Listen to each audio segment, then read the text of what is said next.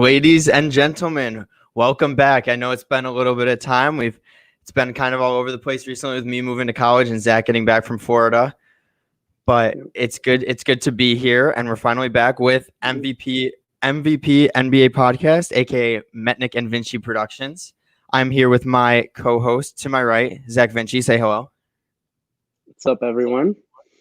And today's going to be the final part of our three-part series that we've created, which is our top 10 at each position and finishing it off with our top 15 all time. The NBA season so far, we'll discuss that a little bit. I mean, it's been a fun season. Your Sixers are looking mighty good right now. Not last night, we didn't. Yeah, it was an unfortunate game, but we will get more. I was just going to say Joe Harris cooked us. That was a little embarrassing. But, yeah. Go ahead. Yeah, without Kyrie and KD, it was a tough little loss. But no, we're going to get more into the present day NBA once we finished up this series. We want to let, the games settle in now that we're 2-3 weeks into the season and finishing off with this series. You'll see us talking a lot more about present day basketball a lot more in the next upcoming weeks. It'll be good because one thing I always hate about the first couple weeks of the basketball season is the insane amount of overreactions we always get. It's really annoying every season because the first 3 games dictate how everyone else feels about the season, and the first week everyone will be like, "Oh, this team is not a playoff team," or "This team is going to be one of the best teams in the league." And it's like, no, you got to give it 3 weeks normally before you can start to make real assumptions about at New York Knicks fans. Yeah. Because you guys are 5-3 and better than the Brooklyn Nets. I'm sorry, but Julius Randle can only take you guys so far. But let's have that transition us into our topic for today, which is top 10 centers and top 15 players of all time. We'll start with our centers list. As we normally do here, we start off with our honorable mentions. But right before I do that, I just want to say thank you to I-95 radio station for having us, as always. And you can follow me on Facebook and YouTube, which hopefully you're watching me on right now, unless you're on Bobby's. Hunter Metnick on both. And we're going to be doing this a lot more recently now, just for the pure fact that I'm settled into college. Zach's at home for another month. So now that we're settled, then we got time to do more podcasts. So much time. Exactly. So let's move into our top 10 centers of all time and start with your honorable mentions. All right. So as usual, I've got 5 honorable mentions here. So I'll just list them off. This is from my 15 will be the first one I mentioned all the way up to my 11. Mm-hmm. So I got Dwight Howard, then Bob McAdoo, Wes Unseld, Dave Cowens, and then Patrick Ewing. Okay, yeah, we'll discuss more about Patrick Ewing. We'll discuss Patrick Ewing a little bit later, and I would assume he's in your top 10. I feel like it was a bit of a bold choice for me to keep him outside of mine. Yeah, a couple of guys we could talk about. Do you see Dwight Howard ever possibly doing anything to make the top 10? No, he's past his prime. He needed to win a championship with the Magic for me to really say that he could be top 10. I mean the center position is incredibly strong, especially when comparing it to the power forwards. You're looking at the top 6, 7, 8 power forwards. I mean, they're really great players and all, but Anthony Davis won championship, Elvin Hayes won championship, Kevin McHale, he had a couple, but as the second option. Whereas when you're looking at those kind of with the centers, these guys I just mentioned, Wes Unseld, he's got a championship Finals MVP, and he's 13 for me at centers. Mm-hmm. So centers are just a very tough position to rank because of how deep it is. So I think Howard's past his prime and past the point in his career where he can make a jump further. Shaq at number 1. That we'll find out where we have Shaq later in the podcast, but bold take by Kyle. Yeah, to me, I feel like a Dave Cowens, Dwight Howard. You put them in the power forward list, and they're probably in the top 10. Absolutely, it just shows how dominant the center position really is compared to because I believe I had at 10. I had Dave DeBusschere in my power forward list. I don't even know if he'd be in my top 15 if we're going to talk if he played the center position. And Agreed. So there's the center position, especially the top 5 to both of us, is just it's stacked. So we'll get more into that later. Is there any other honorable mention you want to talk about? I said McAdoo on there. He was a great player. Won a couple of championships past his prime, similar to Dwight Howard. Actually, the one I did want to talk about most, though, is was Dave Cowens, who you just mentioned. I think he's an incredibly slept on player. I had him at 12 on my rankings, but I just think he's very underappreciated. Doesn't get much mentioning. He won 2 championships, and he has an MVP, and on the second of those championship teams in 1976. Even though he didn't win the Finals MVP award, I personally believe he was the best player on that team. JoJo White ended up winning the award, but that Celtics team doesn't really get a lot of recognition, with JoJo and Cowens being the top 2 players on the team. So I just wanted to give him a little recognition for that. I think that was a very underrated championship run. And he was also he was an all defensive first team that season as well. So Cowens was a great player. He was a winner. He's top 5 in all time field goal percentage. So he was a good scorer, and it was a really great. But he's on a number of coaching positions in the past. Yeah. Since he's played, so he knows the game of basketball really well. So I definitely wanted to mention him. Yeah, I mean, you kind of talked about all the honorable mentions. Those were the 2 honorable mentions I was going to mention too. I actually had Cohen's at 13, Dwight at 12. And then I had a guy I think is going to be in your top 10 at number 11. So we'll save him for a little bit. Yeah, there's our honorable mentions. Real quick to the couple people watching we got right now, if you would like to comment and engage in our conversation, please do. I could throw your comment right on the screen, or Facebook's been having a couple issues with comments, so I can read them. I have Facebook one open right here just in case they don't show up. So we see everyone's comments. Thank you for everyone who stays in comments. And if there's a center you want us to talk about that we don't quite have in our top 15, just throw his name down there. We'll talk about him and tell you why we don't have him in the top 10, 15.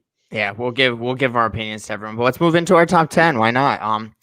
Let's hear who you have at number 10. My number 10 is another New York Knick. I know we already mentioned Ewing, who I had at number 11, just outside my top 10. So this Knick I have at number 10 is Willis Reed, who I think is a lot more underappreciated as another 70s center.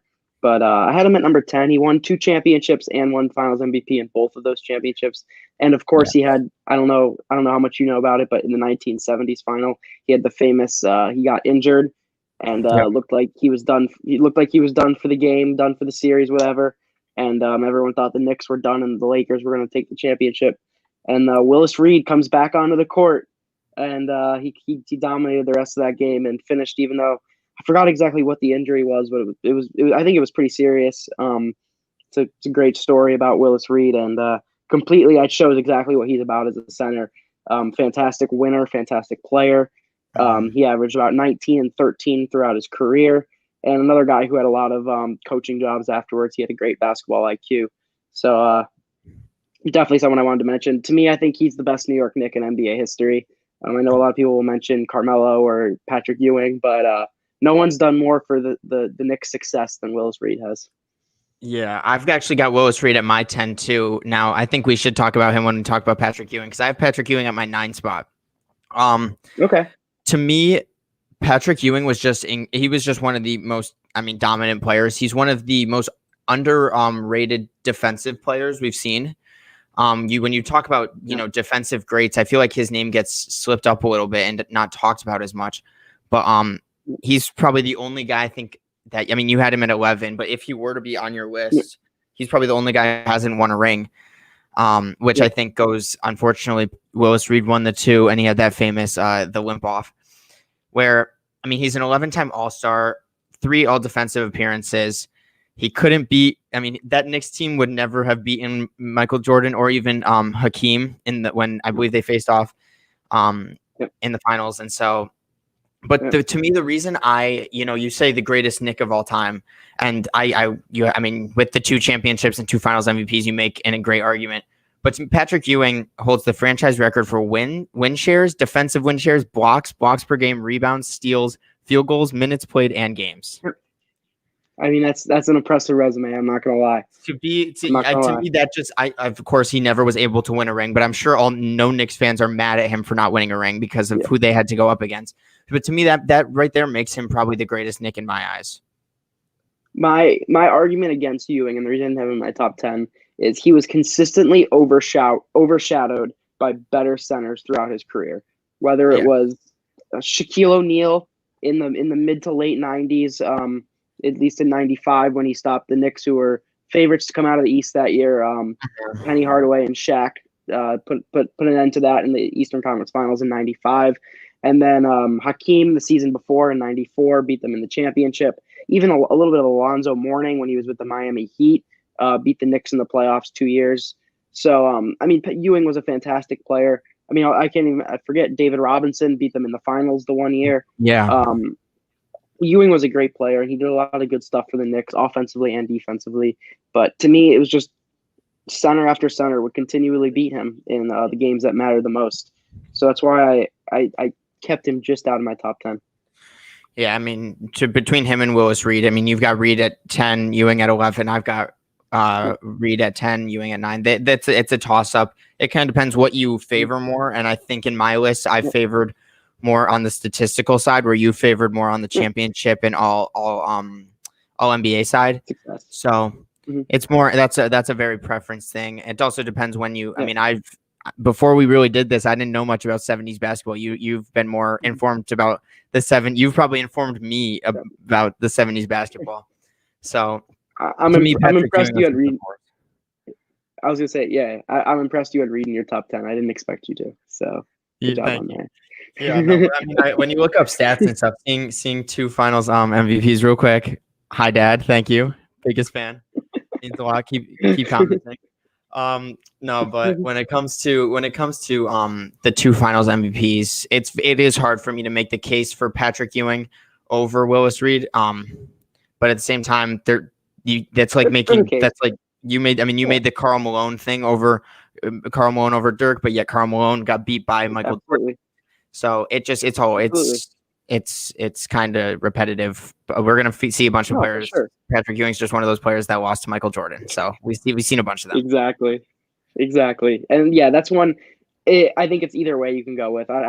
It's an argument you can totally make Ewing over Reed. I don't think either way. I think there's a good case. Yeah. So you had Willis Reed at your 10 with me, but I had Ewing at my 9. So who's your number 9? My number 9 is George Mikan. I had him. The very first GOAT. I've had him at I have him at 8, right above Patrick Ewing and Willis Reed. So he's right there too. Right above. Yep. Let's hear what you guys say. I'm a big George Mikan fan, and I think a lot of people forget about him as we're going back to the 50s here, even the 40s a little bit. Late 40s, this is the furthest back we've had to go. George Mikan was the first GOAT in NBA history, greatest of all time. And he probably held that title until Kareem. Not Kareem. I'm sorry, Bill Russell. Until Bill Russell came and usurped it in the 60s. And then we'll get to that later. But George Mikan won the first NBA championship ever and 5 of the first 7, which is certainly an impressive accomplishment.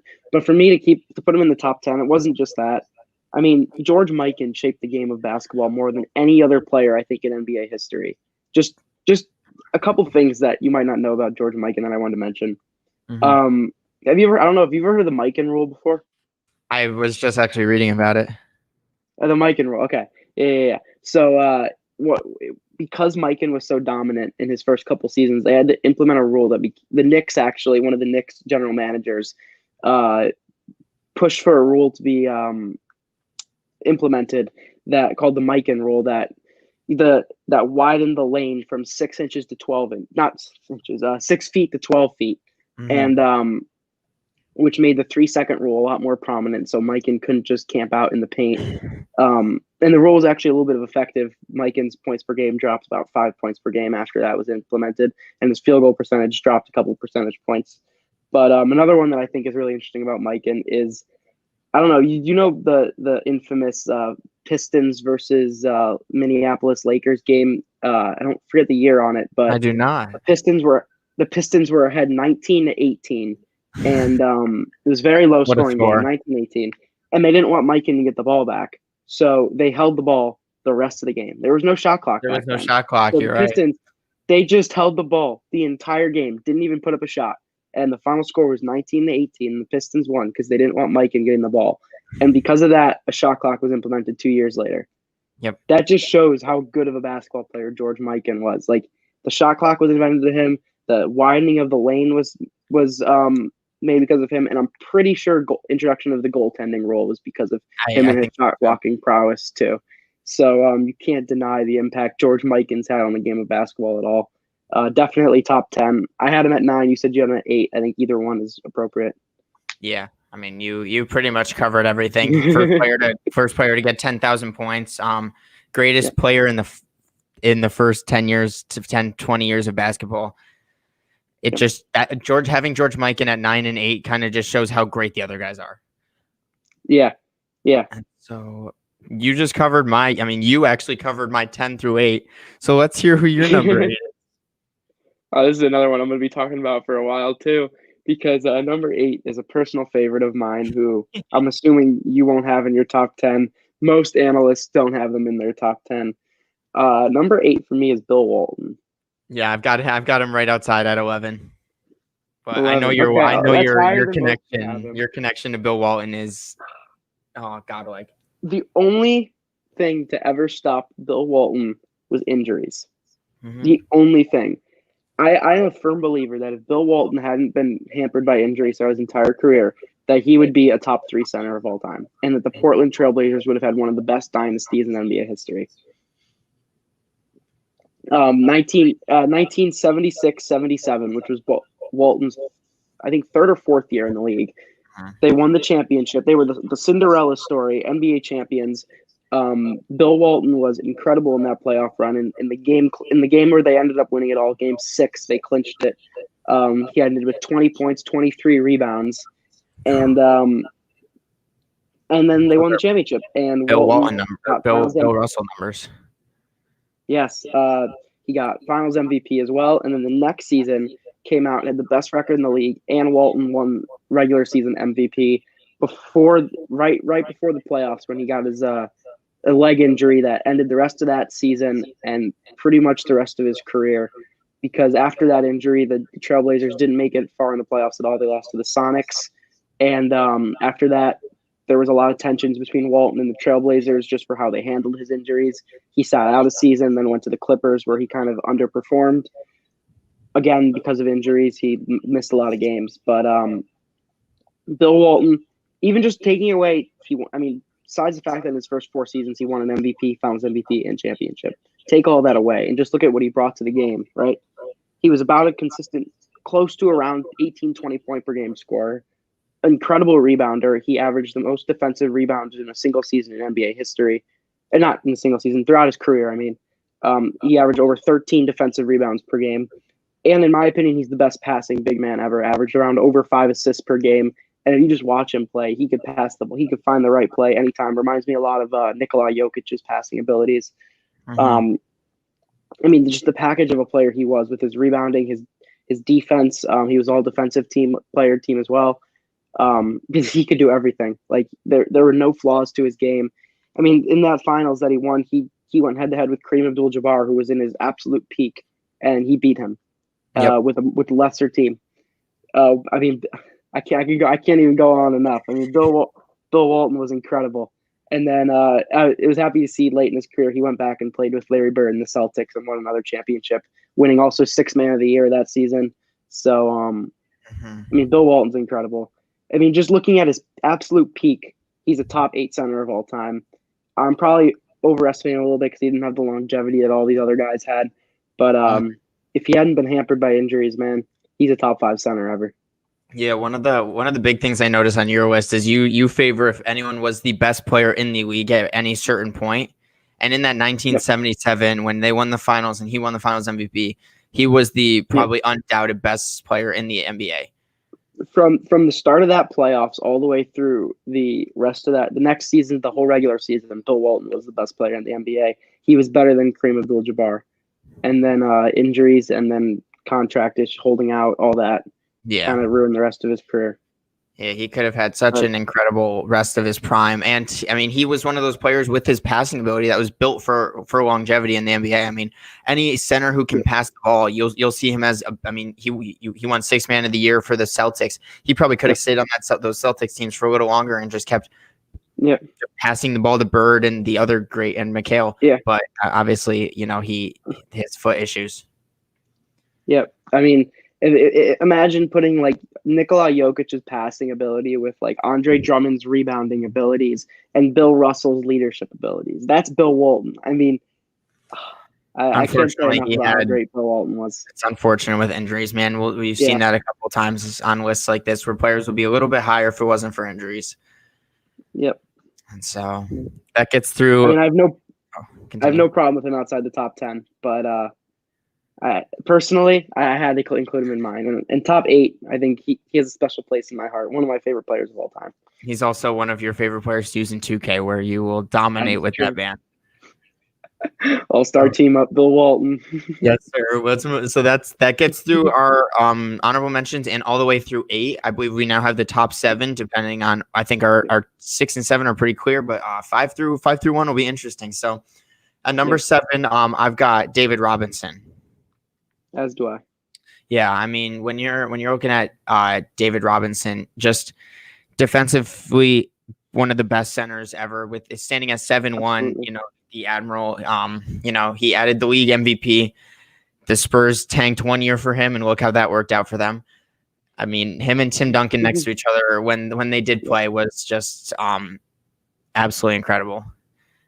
I mean, there's not much to really talk about with David Robinson. To me, I think he's a little bit ahead of the other guys that we've seen so far on the list, like the Patrick Ewing, George Mikan. I'd put David Robinson way above all them, but he's not better than the guys ahead of him. So to me, he's just him. And I'll just say right now, I've got Moses Malone on my number 6 spot. Those two are just not as good as the top 5, but way better than 8 through 15. So they're kind of guys that you could talk about together. Absolutely. And the thing that keeps me holding back on Robinson was his lack of a finals MVP. I know he had the two championships, but one of them was in his final season of the league. He was only averaging about 12 points and 6 or 7 rebounds during that. It wasn't his prime whatsoever. And then even the first one, I mean, Tim Duncan was averaging 27 and 14 next to him. So even he was a little overshadowed in that one as well, despite putting up pretty good numbers, I think around 18 and 12. But the bulk of Robinson's career, to me, before the Tim Duncan days, comes down to consistently getting beat by Hakeem Olajuwon, and that's the biggest downfall of his career. That's why he'll never be top 5, because he could not get past Kareem. He could not get past Hakeem for the life of him until the arrival of Tim Duncan, when that really allowed him to start winning games. Who is also a top 7 player of all time in NBA history. So absolutely, we'll get more into that later. But I've got David Robinson at my 7, and then Moses Malone at my 6. Who, I mean, the thing is, I mean, obviously you're probably a big Moses Malone fan, being a Sixers guy, but he was, you know, probably the best player for a good portion of his career. What does he have? 3 MVP trophies under his name. I mean, he's another dominant center. The beginning of the 80s is one of my favorite eras in NBA history, just because there was no clear best player in the league. You had Magic and Kareem tearing it up with the Lakers, and then you had Larry Bird and the Celtics going, and then Moses and the Sixers. Even though he had Dr. J with him, Moses was the best player on the 83 Sixers championship team. He rightfully deserved Finals MVP. I mean, I had him 6 as well. I think there's really not much to talk about. Moses Malone, another pretty forgotten about player, underrated. I mean, he had the case for best player in the league for a good 4 or 5 years in the 80 to 85. His lack of, I would say, sustained success with a single team keeps him out of the top 5, where all those other guys, what they were able to do for their franchises is incredible, where Moses was kind of bounced around 9 teams in 21 seasons. Pretty unheard of from a guy that's longevity. Yeah, I mean, it's pretty unheard of from a guy who is like top 6 in his position, arguably top 20 all time. Yeah, I mean, you've those 2 guys are just they're incredible players. They did what they wanted to do. Yeah. It's funny when you say that. Not a lot of people think the Magic, Lakers, and the Bird Celtics. No one forgets that everyone forgets about that Moses Malone Sixers team that was right there with them. The Moses Sixers gave the Bird Celtics more trouble than just about any other team in the Eastern Conference did in the 80s. Probably, I mean, Isaiah Thomas and the Pistons would probably be the runner-up for that, but it's such an underrated team. To me, the best Sixers team in history was that 83 Sixers team. Mm-hmm. So that moves us into our top 5, 25 minutes in. Yes, But sir. let me do a quick disclaimer before we start with this. When I was doing my top 10 centers, I also noticed this on the point guards and small forwards list as well. But mainly centers because the top 5 are all top 15 players, and you could even make the case for Moses Malone to be 15. To me, when I'm ranking my centers, I'm ranking them based when I did my positions throughout the entire thing. I ranked it off of who I wanted, who I would have on my team, based more off statistics, more kind of stuff like that. Like, which for me, when I want centers for my team, defense is probably the main anchor for my team. You'll notice that with my number 1 spot. But when I'm ranking all time, that's not basing off of like that kind of stuff. That's basing on their all-time resume to me. So that's why I have some players who are ahead of others in my centers of all time, but not my all-time list, if that makes any sense. And so I wanted to do a quick disclaimer before we get into our top 5 centers ever, because this is going to be interesting. Yeah, I have a feeling we might have some disagreement here. So who do you have at your number 5 spot? I have Wilt Chamberlain at number 5. Okay. I have Bill What do you Russell have? at my number 5 spot, and I actually have Wilt Chamberlain at my number 4 spot. Where do you have Bill? Where do you have Bill? Where do you have Bill Russell? I have Bill at number 3. Okay, so let's Bill start with you, because this is what everyone talks about, the Bill Russell, Wilt Chamberlain stuff. To you, it's pretty clear cut, but to me, it could go either way. So let's hear what you have to say. I know what you're gonna kill me for. Bill Russell, to me, if you value winning, you value the number 1 thing in basketball to me is you play, as Herm Edwards said for football, you play to win the game. Bill Russell is the greatest winner in NBA history. Yep. And to me, Wilt Chamberlain is not a winner. I mean, if you go back, I have tons of stats I'm going to bring up to mention this. I mean, we could be talking about this the next 10, 15 minutes. But if you just go back and you listen to any of those guys talk in the 60s and 70s, mostly the 60s, that was Bill Russell's prime. But you listen to you talk to those guys, you hear those guys talk, right? Mm-hmm. They're all saying Bill's the greatest winner of all time. Wilt only cared about stats. And I think that's incredibly true. I'm going to bring up a ton of numbers here, just because a lot of these are numbers most people don't really know. Yep. So obviously, their career averages, right? Wilt averaged 30 and 23, whereas Bill averaged around 15 and 23. Mm-hmm. So Wilt has a pretty clear advantage statistically. I'll give him that. And even in head-to-head matchups, Wilt averaged an astounding 29 and 29 against Bill, where Bill again only averaged about 15 and 24. Mm-hmm. So not a big jump up there. Just Wilt's still looking much better. But then you look at their record against one another, right? Bill was 84 and 58 against Wilt. So Bill had a pretty clear advantage in head-to-head matchup against Wilt, even though Wilt was putting up better numbers. Mm-hmm. And then you look at their playoff career averages too. This is something I really want to emphasize here. So we already heard Wilt's career average 30 and 23. In the playoffs, it was 22 and 24. Which is a pretty significant downgrade for a guy to average about 8 less points per game from the regular season to the playoffs. That's not the type of guy I want on my team. I want a guy who's going to elevate in the playoffs. Whereas Bill was 16 and 25 in the playoffs, which is not much higher, but a little bit higher than his regular season averages. Yes. But still, Wilt better numbers, so Wilt's still looking good in this argument, right? Mm-hmm. Another interesting stat. In their conference and NBA finals, Wilt 48 and 44 was his record. So a pretty good winning record in huge games, right? Bill was 90 and 53. 90 and 53. Oh, 53 losses in NBA finals. Yeah. True. Okay, in game sevens, right? So Wilt played in 9 game sevens. Bill played in 10 of them. Wilt was 4 and 5 in game sevens. Not terrible. Bill was 10 and 0. Never lost a game 7. Never lost a game 7. When they were facing elimination, Wilt was 10 and 11. Again, not bad. About average. Bill was 16-2. 2, huh? Six, I'm trying to do it. I can't. Yeah. So I mean, if you're looking at winning, Bill takes the cake. If you're looking at stats, Wilt takes the cake. Yes. But so that's when you hear a lot of guys arguing, "Oh, Bill only played with Hall of Famers. Bill had the better teams. All that mumbo jumbo, right?" I'm here to tell you that's all false. Oh. That is all not true. Okay. Wilt had just as good players. So I mean, I'll go season by season. Sure. In 1960, right? This is they were in the league together for 10 years. Yes. So you got 10 seasons of comparison, right? In 1960, which was Wilt's rookie season, Boston beat Philly in 6 games. And Russell, admittedly, much better team. Cousy, Heinsohn, Sam Jones, Casey Jones. But Wilt still had 4 All-Stars on his team.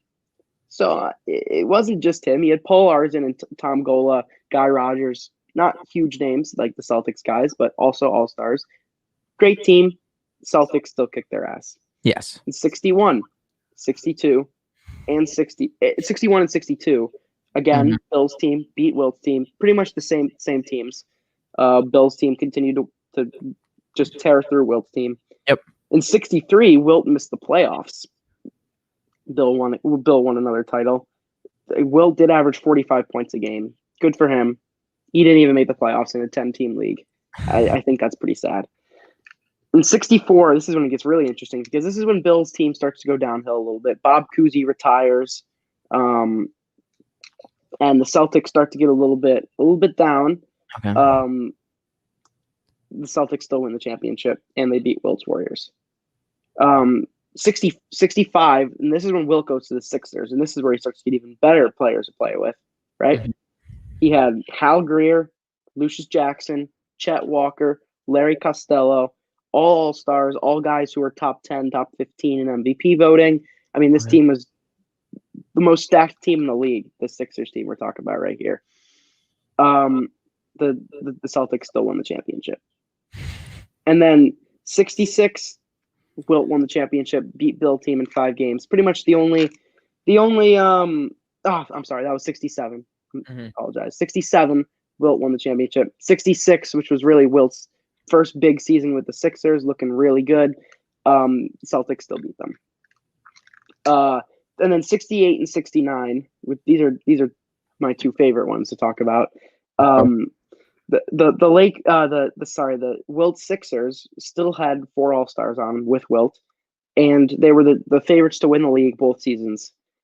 Both years they played Bill's team in the playoffs, Eastern Conference Finals. Both times Wilt was the heavy favorite, and both times Wilt got a 3-1 lead on the Celtics, and both times the Celtics, Bill Russell and the Celtics came back from a 3-1 deficit 2 years in a row and beat Wilt's Sixers, and then Bill retired.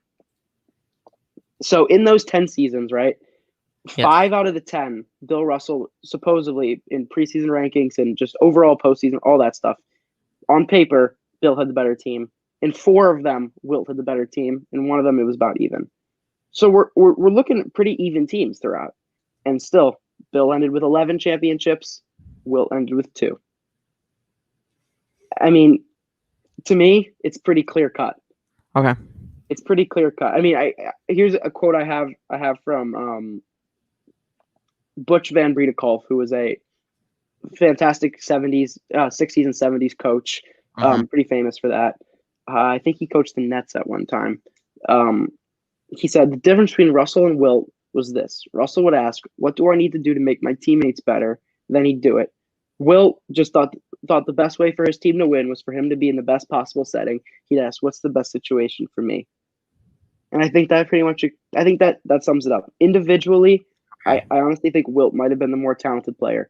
But if you're just looking at head-to-head, who would I rather have on my team? Bill Russell. Bill Russell's a winner. Bill Russell is the greatest leader of all time. I'm not gonna say. I mean, when you win 11 rings with the quotes like that, and I feel like that's what Bill Russell is known for. He's the greatest winner, most likely. Unless you're gonna say Michael Jordan, but probably Bill Russell is the greatest winner of all time. Yep. I have Bill Russell higher than Wilt Chamberlain on my all-times list. But if I'm going to go off of all-time centers list, let's look at unfortunately let's just look at accolades real quick and not talk about rings. 11 rebound leader to 4. 7 scoring championships or 7 scoring championships compared to 0. 7 all NBA first teams, which I know you very much value, compared to 3. Mm-hmm.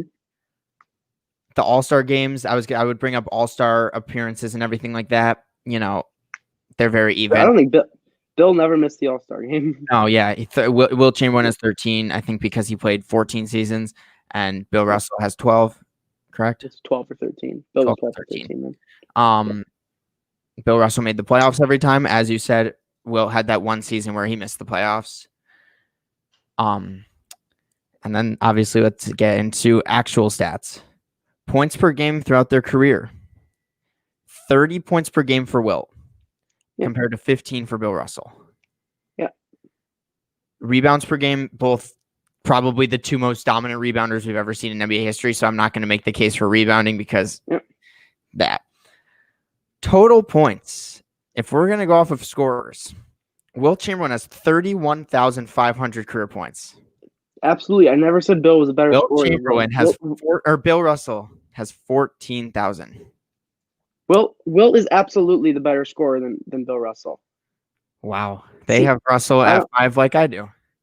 It's the top 5, but to me, as a pure winner in NBA history, Bill Russell far surpasses Wilt Chamberlain. Wilt couldn't hold a torch up to Bill. In their best season ever.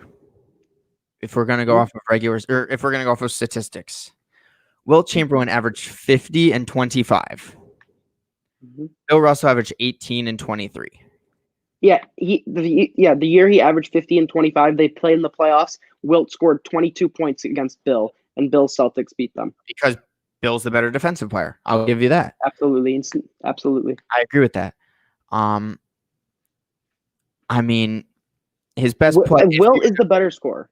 Yes. I agree. If we're gonna real quick, another underrated thing that Bill Russell was a top notch for his position, but Wilt was better at. In his best playoffs performance, Wilt Chamberlain in 1967 averaged 9 assists per game. Mm-hmm.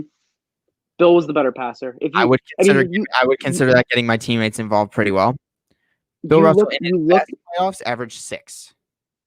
Those are the numbers. Those are the words of someone who's never watched 60s basketball. Those are the words of someone who's just looking at stats. Because if you watch 60s basketball, you would know that Bill Russell was consistently praised for being the guy to make his teammates better. All his teammates loved him.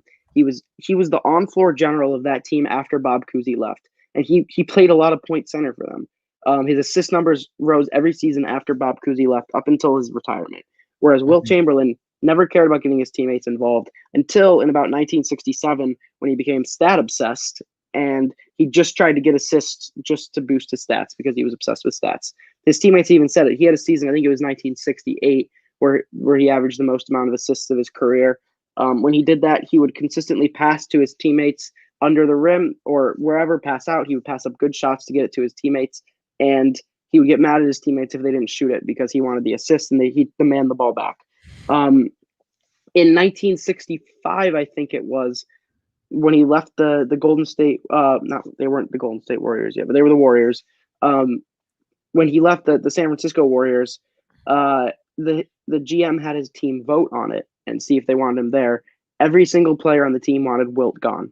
They all wanted him gone. No one wanted to play with him. Compare that to the Celtics and their incredible praise of Bill Russell as a teammate. I don't even think it's close. I mean, Wilt's passing numbers are elevated by his late career obsession with assists and padding stats. I mean, it's not even close to me. I mean, to me, Wilt Chamberlain is the modern day Russell Westbrook. or the 60s version of Russell Westbrook. He puts up insane stats, but he was obsessed with stats, and he didn't contribute to winning basketball as much as a guy like Bill Russell, who I would say is more like your Steph Curry. Fair point. I like your case. I agree with everything you said. Where Bill Russell's the better clutch player. He's the better, obviously, in those game sevens when he came back. He was 16-2 in game sevens. Or no, it was 16-2. 10-0 in game sevens. It's 10-0 in game seven, 16-2 in game seven. That was what was that? Hold on, let me pull it back up. I believe Will was record when facing elimination. So yes, Russell only lost 2 elimination games in his career. Compared to 7 or 8? 11 for Wilt. 10 and 11. Okay. Yet, Wilt to me, the one thing that I put Wilt, Bill Russell is the greatest leader. If I think Wilt Chamberlain could play in any era of basketball and be not, obviously, I don't think 50 points per game dominant, but I still think he could be the most incredible. Like if he were playing right now, he would be the most dominant center, and I think he'd be looked at as the best center ever. He'd be the best center in the league if he played today. Yes, I don't. This might just be me. I don't think Bill Russell standing at 6'9" would have the same exact outcome. I disagree. Bill Russell was a freak of nature athletically. I mean, if you're looking at, I think Will it was Chamberlain was more of a freak of nature. Combine numbers, Wilt was number 1 in pretty much every combine number. This is in all of NBA history. Yes. Wilt's pretty much number 1. He did the high jump, his high jump and everything was like incredible. Yeah. I mean, but Bill is number 2. He was like a track star, I think, in high school or something. Bill Russell was just as much of a freak of nature. If you watch clips of him, he was blocking guys over other guys. I mean, his defensive prowess was incredible, just the way he could jump and run. I absolutely think Bill Russell has an insane amount of athleticism when he was in his prime. He definitely could play today, even standing at 6'9", 6'10". Yeah, I mean, these are 2 players that will get compared throughout matter how whenever you have your list. And I don't think that there's going to be a center that's going to crack into the top 5 to be better than either of them anytime soon. I don't know, unless I don't think ever. With the decline of the use of centers since Shaq, I don't think we'll ever see a center crack this top 5. Yeah, I mean, it depends on whether you value winning or statistics better. For me, if I'm going to take a center for my team, as of right now, I think you put the right teammates around Wilt Chamberlain, and I think I'd rather have him for my overall team. I think I'd rather have Bill Russell way better as a coach. Bill Russell. Bill Russell did coach for a couple years. Oh, absolutely. Bill Russell was a fantastic coach. Yes, which makes sense. I'm pretty sure he was the coach of those some of the 70s teams that won the championship, although I'm not 100% sure on that. Yeah, no, I think he went right from playing to pretty much coaching right after. Yeah. See, I have Bill Russell ahead in my all-time list because with the accolades and everything that you mentioned, he's just an incredible player. How could I even forget? I'm so stupid. I didn't even mention this. He was the coach of the teams that he was still playing on. He was a player coach. Yeah, he was the player coach. I forgot about that. I just looked it up. I forgot about that. Yeah, 66 through 69, he was a coach and the player. And then he continued, and then he went on and coached the Sonics in the 70s when the Sonics were at their prime. Yeah. So the Wilt Russell argument, it's what you value more for your center. For my center position, I think Wilt was just the more freak of nature player that I'd rather have Wilt on my team over Bill Russell. I have them at 4 and 5. It's very interchangeable to me. But the 11 championships and leadership abilities, rather than the scoring abilities that Wilt brings, it could be looked at either way. That's cool. I'll take the guy who won 11 chips in 13 seasons. Fair enough. So that gets through my 4 and 5. I do have Bill Russell ahead of Wilt in my top 15 players of all time. You'll notice that later when we get into that. But where was Bill? You had Wilt at 5. You had Bill at. I had I had Wilt 5. I had Bill 3, and trust me, it pained me to put Bill outside the top 2. But yeah, I had Bill 3. Gotcha. So let's save 2 players for after. Who did you? I will go into my number 3 real quick. I had Shaquille O'Neal at my number 3. Okay, I had Shaq at my number 2. Okay, I put a player. I put Hakeem and Kareem as my top 2. You'll see where I put them, but I have Shaq as a clear-cut number 3 for me. Okay, yeah, I had Shaq at number 2. I just think I'm surprised you have Hakeem ahead of Shaq. I like Hakeem and all, but I think Shaq just in terms of at least accolades wise and pretty much talent wise is just. I mean, Shaq was incredible, man. Shaq was the most to me. Shaq and in his prime, 2000, 2001, and the year or two surrounding it was maybe the most dominant player ever. I mean, he was absolutely incredible offensively and rebounding.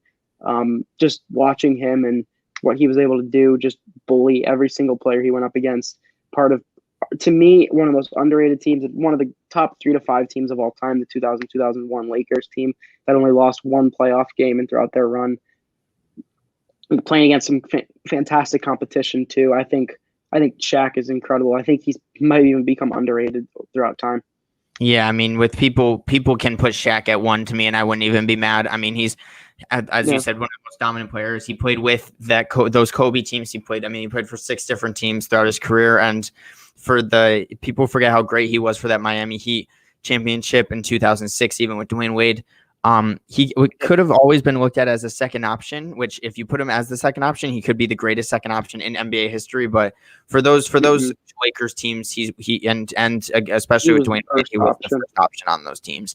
But no disrespect to Kobe when I say that, but if you look at it, Shaq was just so dominant. No, you can't. Yeah. His paint presence is arguably the greatest in NBA history. Where just it's Shaquille O'Neal. I mean, that man's a freak of nature. So, I mean, you pretty much said it all. Yeah, I mean, he was a decent defensive player. He wasn't at the level of like Bill and Kareem and Hakeem defensively. Wasn't quite up there, but he was all defensive second team a couple times, I believe. I mean, he was fantastic. I'm honestly surprised he only won 1 MVP before.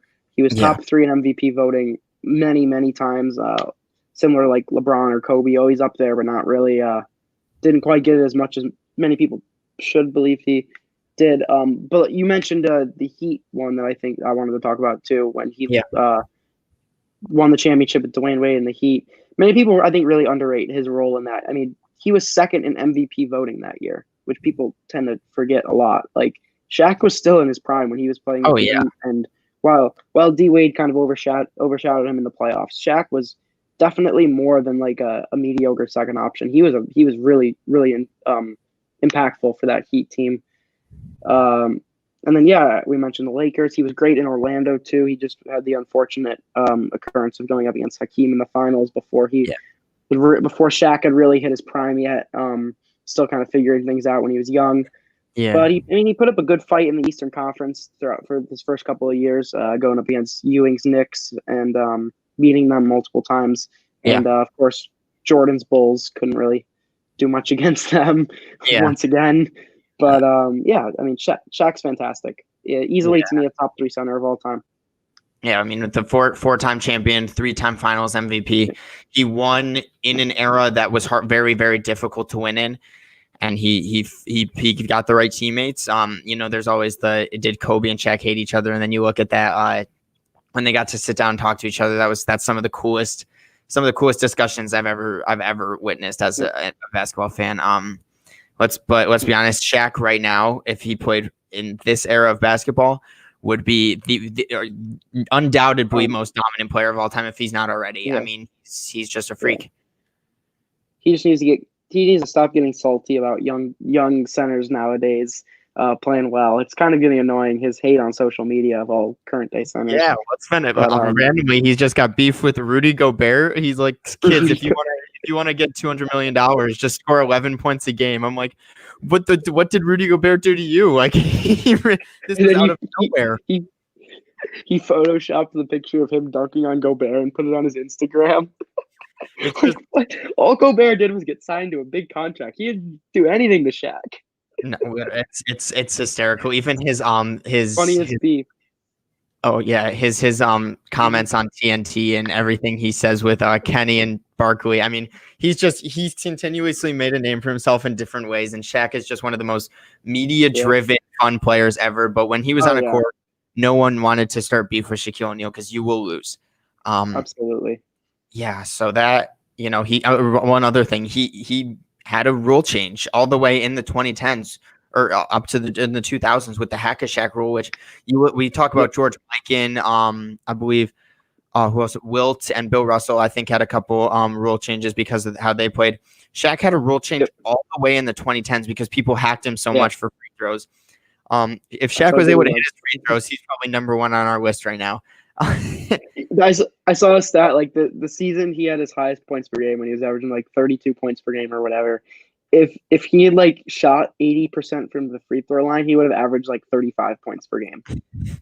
It's just O'Neal. He was having a good time out there, and so you got to respect Shaq. Whether you have him from 2 to 5 or even at 1. I mean, he's just a fun player. He's a player that you don't really care about where you put him in there because you know he is in there and he's just fun. Yeah. I think he's a bit of a ways from number 1, at least for me right now. But like I said, I got him 2, and I truly think that other than Kareem, I think he's the best center to play. Gotcha. And so moving on to your number 1 in my top 2, I have Hakeem and Kareem as my top 2, depending on the order. And I have Hakeem 4 and Kareem 1. I feel like that's been pretty obvious at this point, though. Now, so I have Hakeem Olajuwon at my number 1 spot on my centers list. And if you've listened to my list so far, with putting a guy like Patrick Ewing, who never won a ring, above a guy like Bill Walton and Willis Reed, even I guess you could say putting Will above Bill Russell for going off of statistics. When I look at my center position, I value defense probably more than anything else. And to me, Hakeem Olajuwon is the most dominant defensive player in the history of basketball. When I look at stats right here. For his career, he averaged 3 blocks and 2 steals. His highest blocks per game, he averaged 4.5 blocks per game in a league that was dominated by the center position. I mean, if you look at it with the great centers that he had to go up against, like the Patrick Ewings, if you want to throw in the Bulls center, Dennis Rodman, who is, the freak that he's not really, I mean, he's in the top 10 in some people's power forwards, but David Robinson is his main rival. And he killed David Robinson every single time. Yeah. It was a one-sided rivalry. Oh, yeah. That's a rivalry that you can't really talk about. He was a 20-plus points per game scorer from his rookie season all the way to 1997, where he had a 23 points per game, and then he started falling off. But his falling off was 16 and 18. Still a 11-plus rebounder per game, which I guess if you want to consider defense, you have to throw rebounding in there as well. To me, Hakeem Olajuwon is Kareem. Yes, Kareem has all the scoring. He even has the championships over Hakeem, but Hakeem played with Michael Jordan. And the 2 years that Michael Jordan was... He never played Jordan, though. He never played against Jordan. Which I guess you could say is a win-lose because he won by never having to play Jordan, so we can't really compare that, but he never made it to play Jordan for 6 years. So I guess that's another way you could look at it. He had a great sidekick, I guess you could say, in Clyde Drexler, who was for most of Hakeem's career his Hakeem's sidekick. But I value defense. Late career. Yeah, late career. So I value defense incredibly when I look at this, and Hakeem Olajuwon to me is just the most dominant defensive center in NBA history, and still one of the most credible offensive players ever. And so that's why I would have him at number 1. Kareem's got the scoring, Kareem's got the titles, but stayed his whole career in Houston except for that stupid year in 2002 where he went to Toronto. I mean, he played, what was it? 18 years or 16 years in Houston, somewhere around there. Yeah. And with a career defensive stats of 3 steals or 3 blocks, 2 steals in an era dominated by centers, to me, that just makes him the greatest of all time. If he had won more rings, I think he'd be the undoubted greatest center of all time. I agree with a lot of what you said. I'm a huge Hakeem Olajuwon fan, and the fact that he's at 4 on my list shows how great Kareem, Shaq, and Bill Russell are. I have only good things to say about those three, and I mean Hakeem too. Putting Hakeem at 4 was maybe the hardest thing I had to do because as you'll see when we do our top 15 players of all time list, I hold Hakeem in very high regard. He's 4 on my centers list, but I still think he's a top 10 player of all time. And I think his 1994 championship run was arguably the greatest of all time. Yes. I'm a huge Hakeem Olajuwon fan. That said, I think it's ridiculous to put him ahead of Kareem Abdul-Jabbar. I think it's ridiculous. I know you said defense is your main motivation for doing that. My center. I agree with you. Hakeem is the greatest defender of all time. Mm-hmm. Kareem is probably the second best, at least center defender of all time. If you're just looking at center, Bill Russell, Bill and Wilt up there. But right, you talk about all of Hakeem's defensive accolades, right? So Yes. right, he had 5. He had what was it? Hakeem had 6 all. No, he had 5 all defensive first team and 2 defensive player of the years, right? Yes. Kareem also had 5 defensive first teams, right up there. Yeah. And he also had 6 defensive second teams. Mm-hmm. No defensive player of the year, so again, that's in Hakeem's favor. But he was on more all defensive teams than Hakeem was. And while Hakeem led the league in blocks 3 times, Kareem did it 4 times. Okay. So even just, I mean, this is just stats wise. Just watching them play is completely different. But statistically, Kareem is just on the same. It's on the same level as Hakeem defensively, and rebounding too. I mean, to me, I think Kareem is one of the greatest rebounders of all time. He had 2 rebounding titles. He averaged over 11 rebounds through his 19-season career, which is incredible to keep up that level for 20 years. I know everyone says LeBron. Personally, I think Kareem is the best longevity of all time. LeBron would be a close second, but and then you're just looking at what Kareem was able to do, winning and offensively. I mean, it's no debate. I mean, he averaged over almost 25 points per game throughout those 20 years. 6 championships, 2 Finals MVPs. I always consider it 3 because I don't know if you know this, but in 1980, the year Magic Johnson technically won it. Kareem originally won Finals MVP, but the league had them revote because they didn't want Kareem was absent due to injury, and they didn't want there to be an absent Finals MVP, so they made them revote. Magic won it instead. Obviously, Magic deserved it. He had 42 in the last game of the series. But if you look at the rest of the series, Kareem was averaging 35 and 15. So to me, I've always considered that to be a Finals MVP for Kareem as well. Yeah. So even if you take that away, that's still 2 other Finals MVPs where he was the best player on his championship team. As Hakeem has. And even he won a couple in his late years with Magic in 87 and 88 mostly, where he was, I would say those are the only 2 he wasn't really in his prime for. But he was still contributing, second best player on the team in those as well. And then, of course, he won the 3 others with the Lakers, where he had a Finals MVP with that, and then the one with the Bucks, where he had another Final MVP.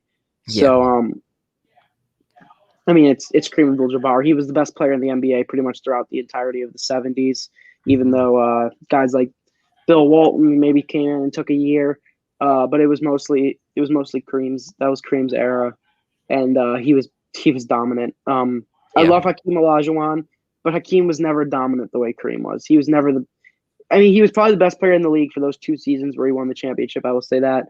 But yes. I really wish we could have seen him go up against Jordan in the finals, because I think that it would have been crazy. I think to me, if Hakeem could have beat Jordan in the finals, or just even put up a really good fight against Jordan in the finals, then having him at number 1 would be a lot easier of an argument to make. But yeah. I like I said, I like Hakeem a lot. I think what he did was incredible. I think defensively greatest player of all time defensively, and fantastic offensive player too. But I just think what Kareem did just everywhere on the floor is just accolades wise, stats wise, just watching him play. I mean, I think I think Kareem's the pretty much undisputed greatest center of all time. Yeah, I mean, when you're valuing centers, I have Kareem above Hakeem, as I said before when I did that. I'm higher on my 15 players of all time list. But when I'm looking at my center position, I just think that I think Hakeem is just no, he's nowhere near the scoring ability like Kareem had with the sky hook, but he was still a 20 points per game scorer in the league filled with centers, and he was. It's Hakeem Olajuwon in the paint. No one wanted to go up against him. So I like the case can be made either way. I've got Kareem higher as I have Bill Russell higher than Wilt on my all-time list. But to me, Hakeem, if I want a center for my team, Kareem's got the accolades. You put Hakeem on those teams, and you put him not against Michael Jordan, and I'd like to see how many chips Hakeem Olajuwon would win. So, and I think the same you can make the same case for Kareem, where you put Kareem against Michael Jordan. Let's see how many Kareem wins. So, we're different eras. Yeah, I would agree with that. Although I don't like the against Michael Jordan argument when it comes to Hakeem, because he'd never played against Jordan. Yeah, like he didn't play Jordan in the. He never even got there when Jordan was in his prime. So it was just unfortunate timing that the 3 years he made it to the finals were the two where Jordan was retired, and then the one was right before Jordan started his prime. So Hakeem was great. I mean, we did see it. We did see the head-to-head matchup in 87. It was right when Kareem was exiting his prime. Hakeem did take down the Lakers. Not 87. Was it? No, it was 86. It was 86. 86. It was 86. Yes. It was 86. Kareem was exiting his prime, and Hakeem and the Rockets came in and beat them and went to the finals against the Celtics, where Larry Bird kicked his ass. Yep. Hakeem was great, but Kareem is better. Fair argument.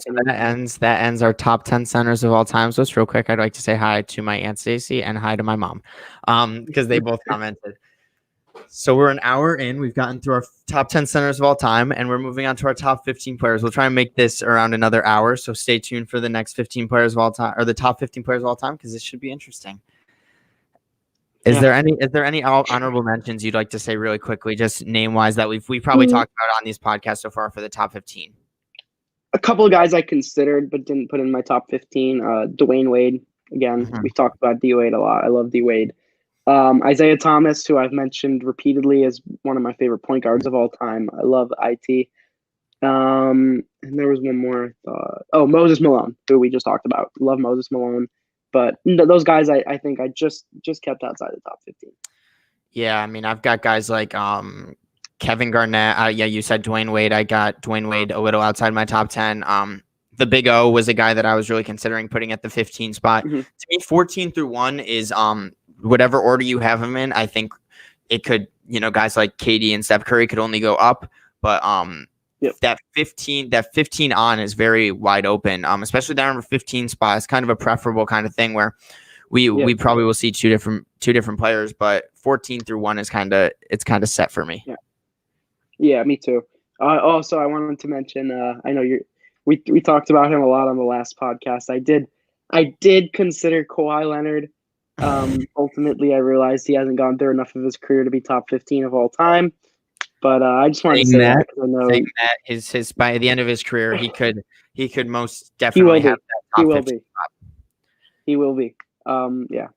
As long as playoff pandemic P does not happen again, we'll see. We'll see if pandemic P shapes Kawhi's entire career. Oh yeah. I think that's everything. Let's move in right into our top 15. It's gonna get wild here. I think your top 15 of all time. It's a very preference kind of thing where you could value certain things over other players. There's no wrong answers to this, honestly, unless you have anyone outside of your top 2 that's not Michael Jordan or LeBron James. In your top 2 that's not Michael Jordan or LeBron James, in my personal opinion. But let's hear who your number 15 is, because I think we differentiate on this.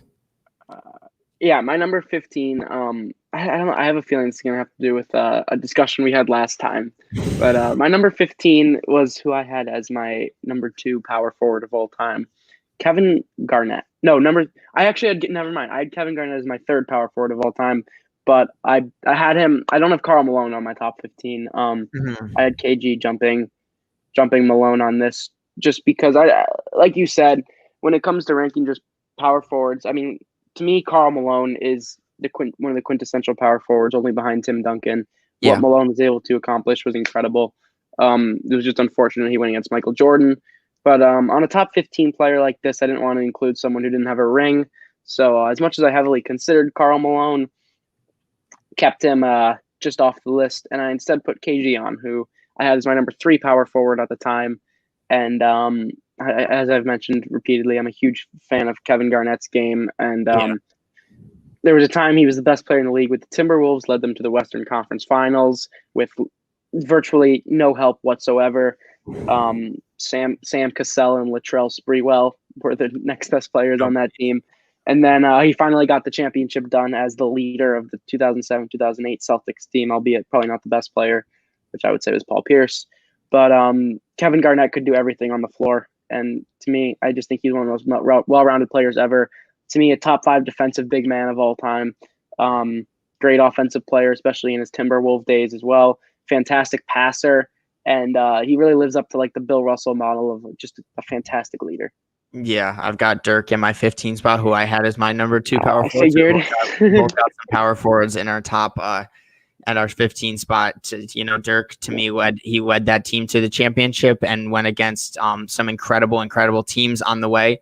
I mean, he probably had the greatest championship run of the 2010s, and I've got guys ahead of him who won in the 2010s. And so to me, I had Dirk as my clear-cut number 2 power forward of all time, even above the Karl Malone. But the Karl Malone case on the all-time list is hard because of the fact that he never won the ring. And if you're talking all-time, you have to put, to me, on the all-time list, I'd have guys like Dirk and Kevin. I'd even put Kevin Garnett above Karl Malone on the all-time list because of the leadership abilities that they bring. When you're looking at your all-time players, that's what you want every aspect. You want the leadership, you want the championships, and you want the statistics to go along with this. So I've got Dirk in my number 15 spot. You've got KG. Those were 2 guys we argued about last time, so we don't really need to get into more of an argument for that. But like you said, the 15 spot, you could even throw the Karl Malone, Dwayne Wade's in there. I mean, there's so many different players that you could put at that spot. Yeah. And just looking back, I mean, I think I might even move KG ahead of Karl Malone in my power forwards list now. It's incredibly close. I know it was one I wrestled with last time when I was doing this, and I know I had them really close before. But I mean, it's a toss up, and I mean, there's so many guys that had to leave off this list. It was really tough to do. I mean, you're talking. I mean, Kevin Garnett's the only other power forward I have on this besides Tim Duncan, which means I was leaving off Malone, like I said. I was leaving off your boy Dirk. Leaving off Charles Barkley. I didn't really consider Barkley, but I think he would be on pretty much anyone's top 25 list or so. Yes. There's so many great players. I mean, we talked about so many incredible guys in those top 10 lists, and to think we're only able to bring about 3 of them from each list onto this it's remarkable, except for the centers. The centers, all those top 5 guys you talked about have to be on the list. I know.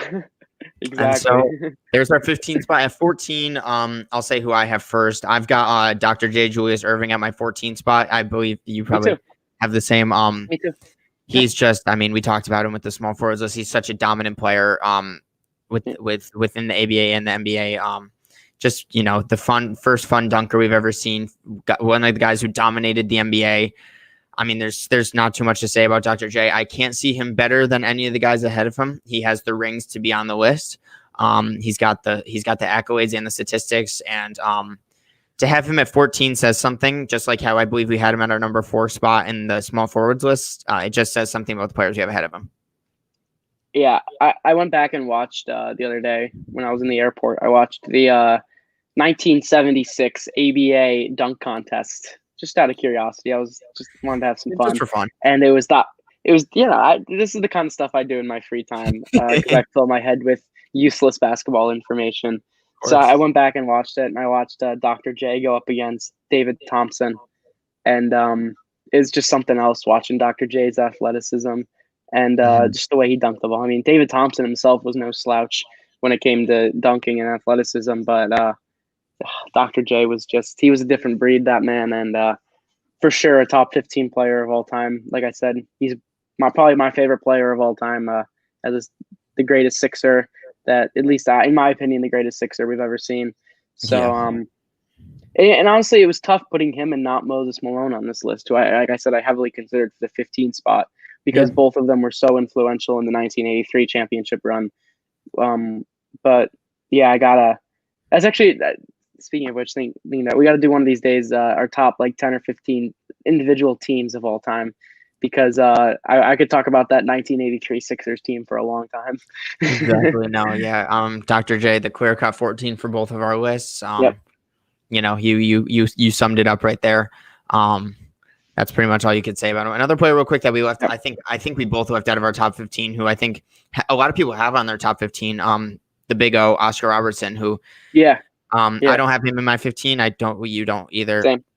I mean, him and Isaiah Thomas are two players that you could easily consider to throw in over guys like Dirk and possibly even Dr. J if you're going to go off stats and the fact that they both did win rings.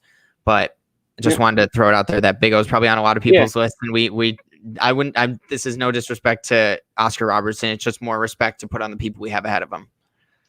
Yeah, and like I said, I love the Big O. I'm a big fan of his. I just haven't really. I don't think I've watched enough of his playing and just clips of him like I have for a lot of the other guys from his era. So I'm not technically as familiar with his game as many of the others, and he has the stats to back it up. He's got the championships to back it up. I just personally have 15 guys ahead of him, but I think he's easily on my top 20 list for sure. Exactly. So just want to throw that out there before you moved on to our top 13. Yeah. Who's at your 13 spot? My 13 is Kevin Durant. I have the same 13 actually. 13. Oh, look at this. Dominant. We got two of the same already. This is weird. I know. One of the most dominant. And when I look at this list, it's going to be hard for him to do much to get higher. I mean, unless he can win multiple rings with the Brooklyn Nets, which honestly, as long as LeBron James is still in his prime for the next 3 years, I don't know if there will be. It's going to be close. I mean, I know you're pretty high on Brooklyn right now, or I'm more high on LA. Yeah. But I mean, Kevin Durant, he's just if he can lead his team to an NBA championship, like people want, don't know if he did or Curry did. I mean, I think we both have Curry on our lists coming up. If he can do that, it could put him over the hump of a couple of players and possibly move him into our top 10. But I mean, one of the most dominant players. Yeah. He's my clear cut number 3 small forward, right in front of Dr. J, who we just talked about. I mean, 2 great players right there. There's not much else to say about them. I've gone through a weird phase with Kevin Durant. Like when I was younger, I was never a huge fan of his. Because when I was younger, my 2 favorite players were the basic guys, Kobe Bryant and LeBron James, which didn't really leave much room for LeBron and D Wade. Didn't really leave much room for Kevin Durant in the equation. So for some reason, I always heavily disliked him when he was on OKC, and then when he went to Golden State, and I was just watching those Golden State teams, I was just thinking like, this is when I was starting to really get into basketball and the history of basketball. And I was like, this 2016-2017 Warriors team is like, we've never seen anything like it before. I honestly believe, like, just talent wise, they're the most talented team we have ever seen. And they played so well together. Now, if they're the greatest team, that's a whole different discussion, because I think Michael Jordan would like to have a word with that. But just the way that the 2016-2017 Warriors team played and how instrumental Kevin Durant was to their success. I honestly have done a huge 180 on him, and he's one of my favorite players in the league now. And nothing frustrates me more than all the people on Twitter and Instagram who have no idea what they're talking about that go, Kevin Durant's rings don't count. Like, please get the hell out of here. Real quick, before we move on, every ring counts in the NBA. Whether every ring counts.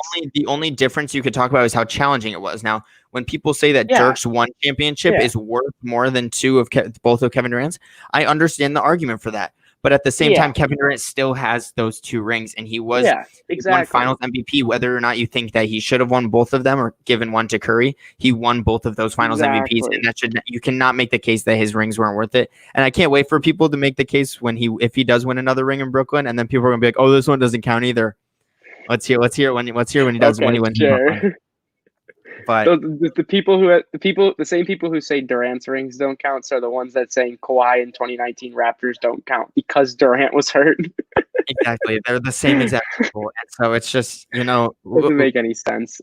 Learn your basketball if you're going to talk smack about Kevin Durant's rings.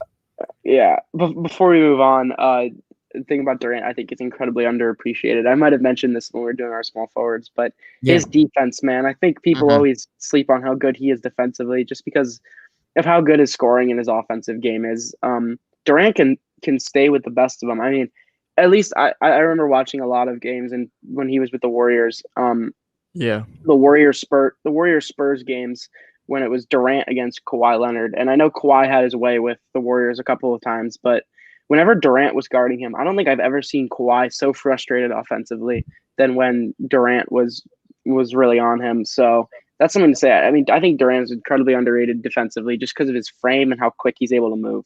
He's a 7-foot guard. If you really look at the way he plays, I mean, we've never seen handles from a guy his height ever. And I mean, maybe Magic Johnson, but Magic 6'9", or Kevin Durant's arguably 7 foot, and his body. He's a guy who, I mean, we see him even with Brooklyn. He just came off an Achilles tear, or is it Achilles or ACL?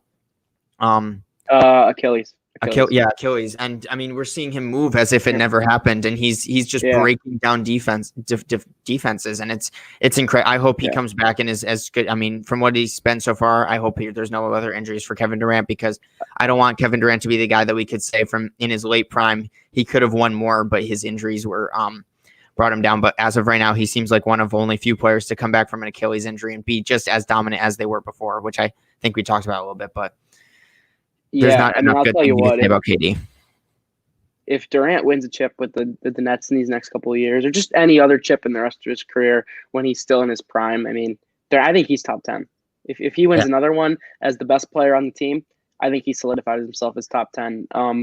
He's got nowhere to go but up at this point. I mean, he's not going down at all. He's solidified himself as a top 15 player of all time, and he really very well could be top 10 by the end of his career. I'm excited to see what he does because right now, I know you'll disagree with this.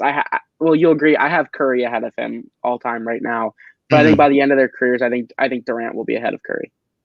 It depends on if Curry can get rid of Kelly Oubre and Andrew Wiggins and somehow find a way to win a ring with them. If either of those players win a ring as the number one player on their team again. As Curry already kind of proved, which is why you have to put Curry above Durant as of right now. Yeah. I've got Curry at 11, where I have Durant at 13. I've got a player in between them. I've got that'll transition us right into Stephen Curry. I mean, he's like said, he's the second best point guard. He's the second best point guard on my list easily. I've got him one above another player that we just actually talked about. But I mean, he's the best shooter of all time. I'm hoping that we can see a lot more success with him. And to the people who right now are saying on social media, let me just put this out there. Right now, if anyone goes on their social media and says Stephen Curry needs to prove that he can win a ring or to lead a team by himself, stop it. Klay Thompson was in those early years of Steph Curry's dominance from 2014 to 2016 or 2013 to 2015.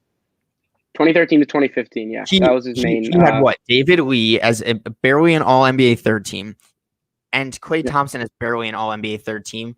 Klay Thompson right now, without his injuries, is probably the third best shooting guard of all time.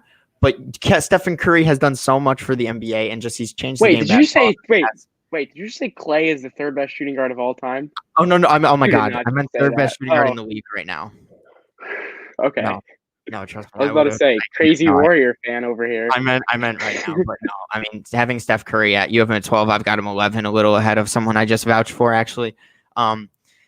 Steph Curry, I mean, hopefully he can lead the Warriors to another championship, and I think that could even solidify him as the top point guard of all time. I mean, you just watch Steph Curry play, man. It's so inspirational. No, I mean his game is like the most fun. To me, the most fun player to watch in the league right now. I mean, I love Durant. I love Trae Young. I love LeBron. I love Kawhi. But Steph Curry, man, there's no one that is more fun to watch the way he plays the game. I mean, if you watch that 62, I'm sure you watched the 62-point game the other day. That up, actually. I actually didn't watch it live. I saw the highlights of the game, but he still got it. For him to do that on a player on Damian Lillard, who was ranked above him in the preseason top 10 rankings, ESPN, gold. come on. What are you doing, ESPN? I mean, That's Damian gold. Lillard right now isn't even a top 3-point guard in the league. Hot take. We'll talk about that more on our next couple podcasts. But Steph Curry, shut up the haters. I mean, you cannot you Easily. can't say any otherwise. With 62, he took out the braids and hit 105 straight threes, like to do, and he's carrying Kelly Oubre, who everyone thought was the best addition. Which even as a Warriors fan, I was so excited for Kelly Oubre and Andrew Wiggins to join the Me team, too. thinking that Andrew Wiggins, the Andrew Russell trade, I'll always be so sad about that trade. But he's making James Wiseman look like he's the most incredible rookie this year, when honestly, James Wiseman's looked decent, but he'd be nothing without Steph Curry and Draymond Green, honestly. But having Steph Curry at 12 and 11, I think he can only go up from here. I mean, I'm watching the Warriors Bucks game. No, Warriors Bucks game on Christmas, and I'm sitting there in Florida with my dad, and my dad looks at me. He's like, "I don't think the Warriors are going to make the playoffs this year," and I go, "You are a special kind of stupid for thinking that, because Stephen Curry is not going to miss the playoffs. No chance." I mean, even people were overreacting so much. I mean, they played the Nets and the Bucks their first 2 games. And the other guys are still figuring it out. The 2 best teams in the NBA right now. No, I mean the Warriors they're 500 right now, right? They're 500, and they're I think 5 or 6 in the West. Like, people need to relax. They have had a horrible start, and they're still 500. And all it takes is a little bit of a rise from the other guys in shooting percentage. And I mean, they're going to make the playoffs. You don't need to worry. Also, if I don't want to be. Go on. Go ahead. No, I was just gonna say I don't want to be the guy. I was gonna say I don't want to be the guy that has to play Steph Curry in the first round.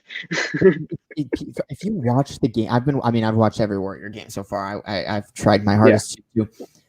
Kelly Oubre and Andrew Wiggins are getting wide open looks, and it's because of Steph Curry and his extremely underrated playmaking ability. He's only averaged like his highest assist per game season is like 7, maybe 7.5, 8. Yeah. But if you look at just how his playmaking is, he could easily average 10, but he just likes shooting the ball so much because he's Steph Curry.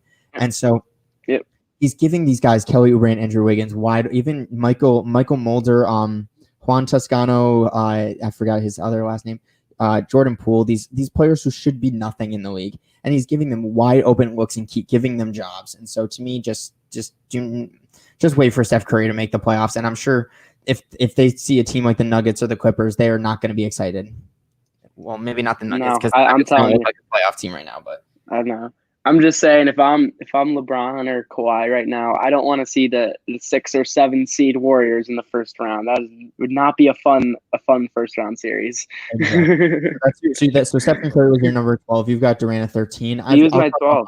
My number 12. I've got Wilt Chamberlain at my number 12, who's a player that when I was ranking my all centers, I had him higher. I had him at 4 ahead of Bill Russell, but on the all-time list, when I'm looking at my all-time and putting everything together, I'll value the championships and everything. You killed me in that argument, I'll be honest. Give me Bill Russell ahead of Wilt Chamberlain, and give me Wilt at 12. All of that, and you still put Wilt below me in the all-time list? Come on. I mean, I'm out here just bashing the guy for 10 minutes, and I still have him ahead of you. I had him 11, so only one up. I guess we just switched. I mean, we're crazily similar so far. We have the same guys pretty much 11 through 15. It's pretty crazy, but yeah. I mean, we've talked a lot about Wilt today, so I don't think we need to go very much in depth. I mean, just freak of nature, incredible scorer. Something I want to talk about Wilt that we haven't mentioned yet is I just love the urban legend aspect to his personality and his game, where it's like, do we know if it happened, if it didn't happen? Like, did he sleep with 20,000 women? Who knows? Did he actually score 100 points in a game? I mean, only, I guess, if you were there, did he spit on somebody in an elevator and say it was raining? I don't know. I mean, this is the stuff to Wilt Chamberlain's personality that, I feel like he would be a social media favorite in today's game. And it's sad that he was all the way back in the 60s. I feel like he's truly a man who is out of his time. You could even say that about Bill Russell, who when he won, I forget what award, or when he got inducted into the what was it called? Or he went up to do a speech or something, and Shaquille O'Neal was like, and he just flipped off the camera or flipped off all those in front of everyone when it was like, these guys just have the greatest personalities, and if they were I know. right now, social media would have been amazing. We'll get to Bill soon, but Wilt. I mean, I know I spent a lot of time bashing him earlier, so only good things now because I mean, Wilt truly is a special talent, and he may not have been Bill, but he's still easily a top 15 player of all time. And I mean, I wouldn't be mad if you put him top 10. I think he's done enough. I mean, statistically, he holds just about every statistical record you can imagine in NBA history. It's funny seeing those the ESPN boxes that come up with like stats and stuff during games, and it's just like it was like consecutive 30-point games. It was like James Harden had like 30 or something, and then you've got Wilt who had like 215. I'm just sitting there like, was this guy even real? Did this actually happen?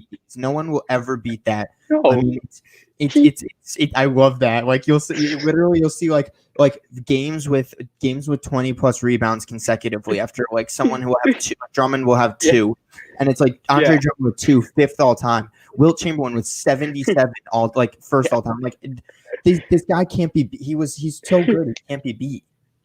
He had a season where he averaged more minutes per game than the actual amount of minutes you play in a game. He averaged like 48.7 minutes. I think it was 48. I thought it was 48.7, around there in a 48-minute game. And despite all that, he still averaged more points than that. Which is just, I mean, this man averaged 50 and 25, and he didn't win MVP. And neither did the Big O, who averaged a triple-double the same season. Yeah, I'm sorry, Bill Russell, that you do not deserve that. Listen, as much as you vouch for Bill Russell, he did not deserve that MVP. He just got 3rd or 4th in that MVP race. So it's so fun. It's so funny to imagine. Imagine today averaging 50 and 25 and not getting the MVP. I mean, how disgraceful that would. Even back in the 60s, how disgraceful that is. Yeah, I mean he was something else, man. I remember the past summer, me, Hoffman, and a couple of the other people at Hoffman's camp were trying to figure out if it was physically possible to sleep with 20,000 women in a lifetime. And so we were doing like the math to figure out like how many you'd have to do like a day. It was so funny, man. Wilt, I love Wilt. Like, I know I always talk Bill over Wilt, but Wilt's something special. Such a legend. So you have Wilt at 11, you said? 11, yeah. So that moves us into our top 10. Who's your number 10 spot? My number 10 is the guy who you just called the number 1 center of all time, Hakeem Olajuwon. Okay. Another guy. I have Hakeem Olajuwon at my 9 spot, so right there. So, you said you had Kareem ahead of Hakeem on this one, right? I actually had Shaq above him, a little bit above him too, because whatever. You don't need to explain it. Your ranking systems confuse me, but yeah, Hakeem. I talked about Hakeem. You could go into it now. I mean, I feel like you covered him pretty well earlier. I'm trying to think of some miscellaneous things I know about Hakeem. There was one thing I told you earlier we didn't talk about before the podcast. An interesting stat about Hakeem, that in 1994 he led a team with 0 Hall of Famers because this was the year before Clyde Drexler came with them. He led them to the NBA championship, which itself is amazingly impressive. But throw in the fact that he also led the team in every single statistical category. Like, this is like LeBron James level shit. And he beat 3 50-win teams. Yeah. I mean, that is just mind-blowing to me. This is honestly better than Dirk Nowitzki's playoff run.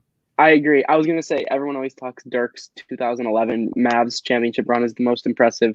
I'm taking Hakeem's 1994 as the most impressive championship run of all time. I mean, it's amazing what he was able to do that postseason. I think that one postseason run alone, to me, makes him a top 10 player of all time. Yeah. And that's just ignoring everything else he was able to do in his career, which, I mean, talent-wise, accolade-wise, we've already talked about. It was all up there. Yeah. I mean, when I was taking centers, I went, if I wanted a center for my team, I had him at number 1. That's how I did my centers all the time. Just with his defensive presence and like what you said, when Michael Jordan wasn't in the league, how easily it must have just been a weight off his shoulders, and he just was like, this is my year, screw everyone else, I'm just gonna get myself to the finals no matter who else wants to try me. But you've got Hakeem at 10, I've got him at 9. 10. Fantastic. I was trying to, there was one other thing.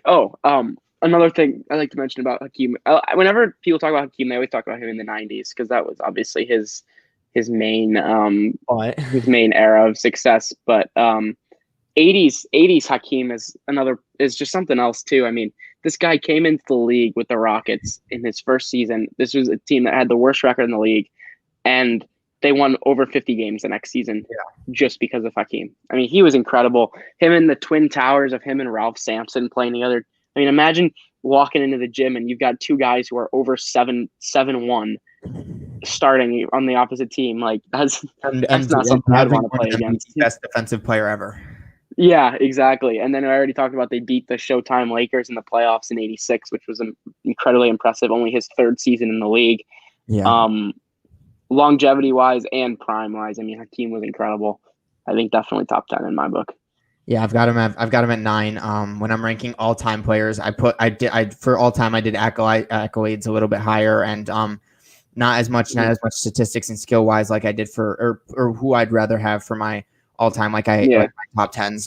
But yeah, when you're looking at all time, if Hakeem's not in your top 10, maybe he could slip out if guys like Steph Curry and Kevin Durant can really dominate the next couple of years. Then they can get into the top 10, and you might have to boot Hakeem just because of, he doesn't have the accolades that a Bill Russell has. So I actually have a little bit of him. I got Bill Russell at my 10 spot and Hakeem at my 9. So I was just gonna ask you who your 10 was because Bill Russell is my 9. So okay, yeah. So we've got them interchangeable too, which is pretty funny. Jesus, I mean, why are we so similar right now? I made the case for Hakeem. I made the case for Hakeem earlier as my number 1, and the same reasons go for him. I think you put him in Bill. I hate doing the era comparison. You put him in Bill Russell's era, and his leadership isn't as great. Obviously, I don't think anyone's leadership is as great unless you maybe Tim Duncan's.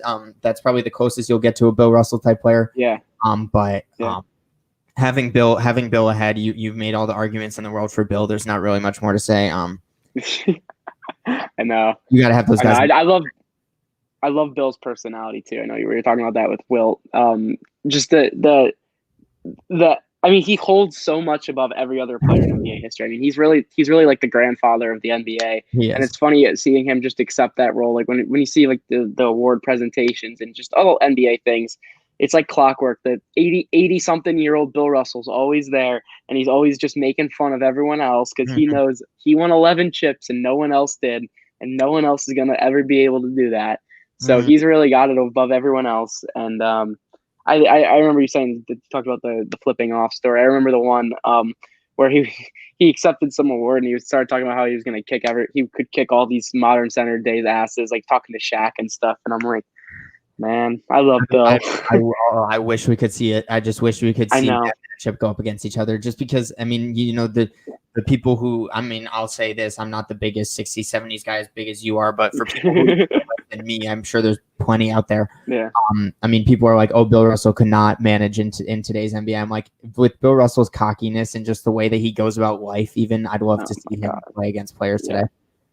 If there were two teams from before 1980 that I wish that I could have really gotten to see play in like a more modern era, it would be the 71 Bucks with the Big O and Kareem, and then any of those 60s teams with Bill Russell, Havlicek, the Jones brothers, those guys. I mean, I would have loved to see what those 60s Celtics could do against a more modern team because, I mean, they really are. I mean, they have the case to be the greatest team of all time. So Bill was the leader of that, easily a top 10 player of all time. It honestly pains me to put him all the way back at 9 because I feel like 11 championships, he should easily be top 5 or 6 or something like that.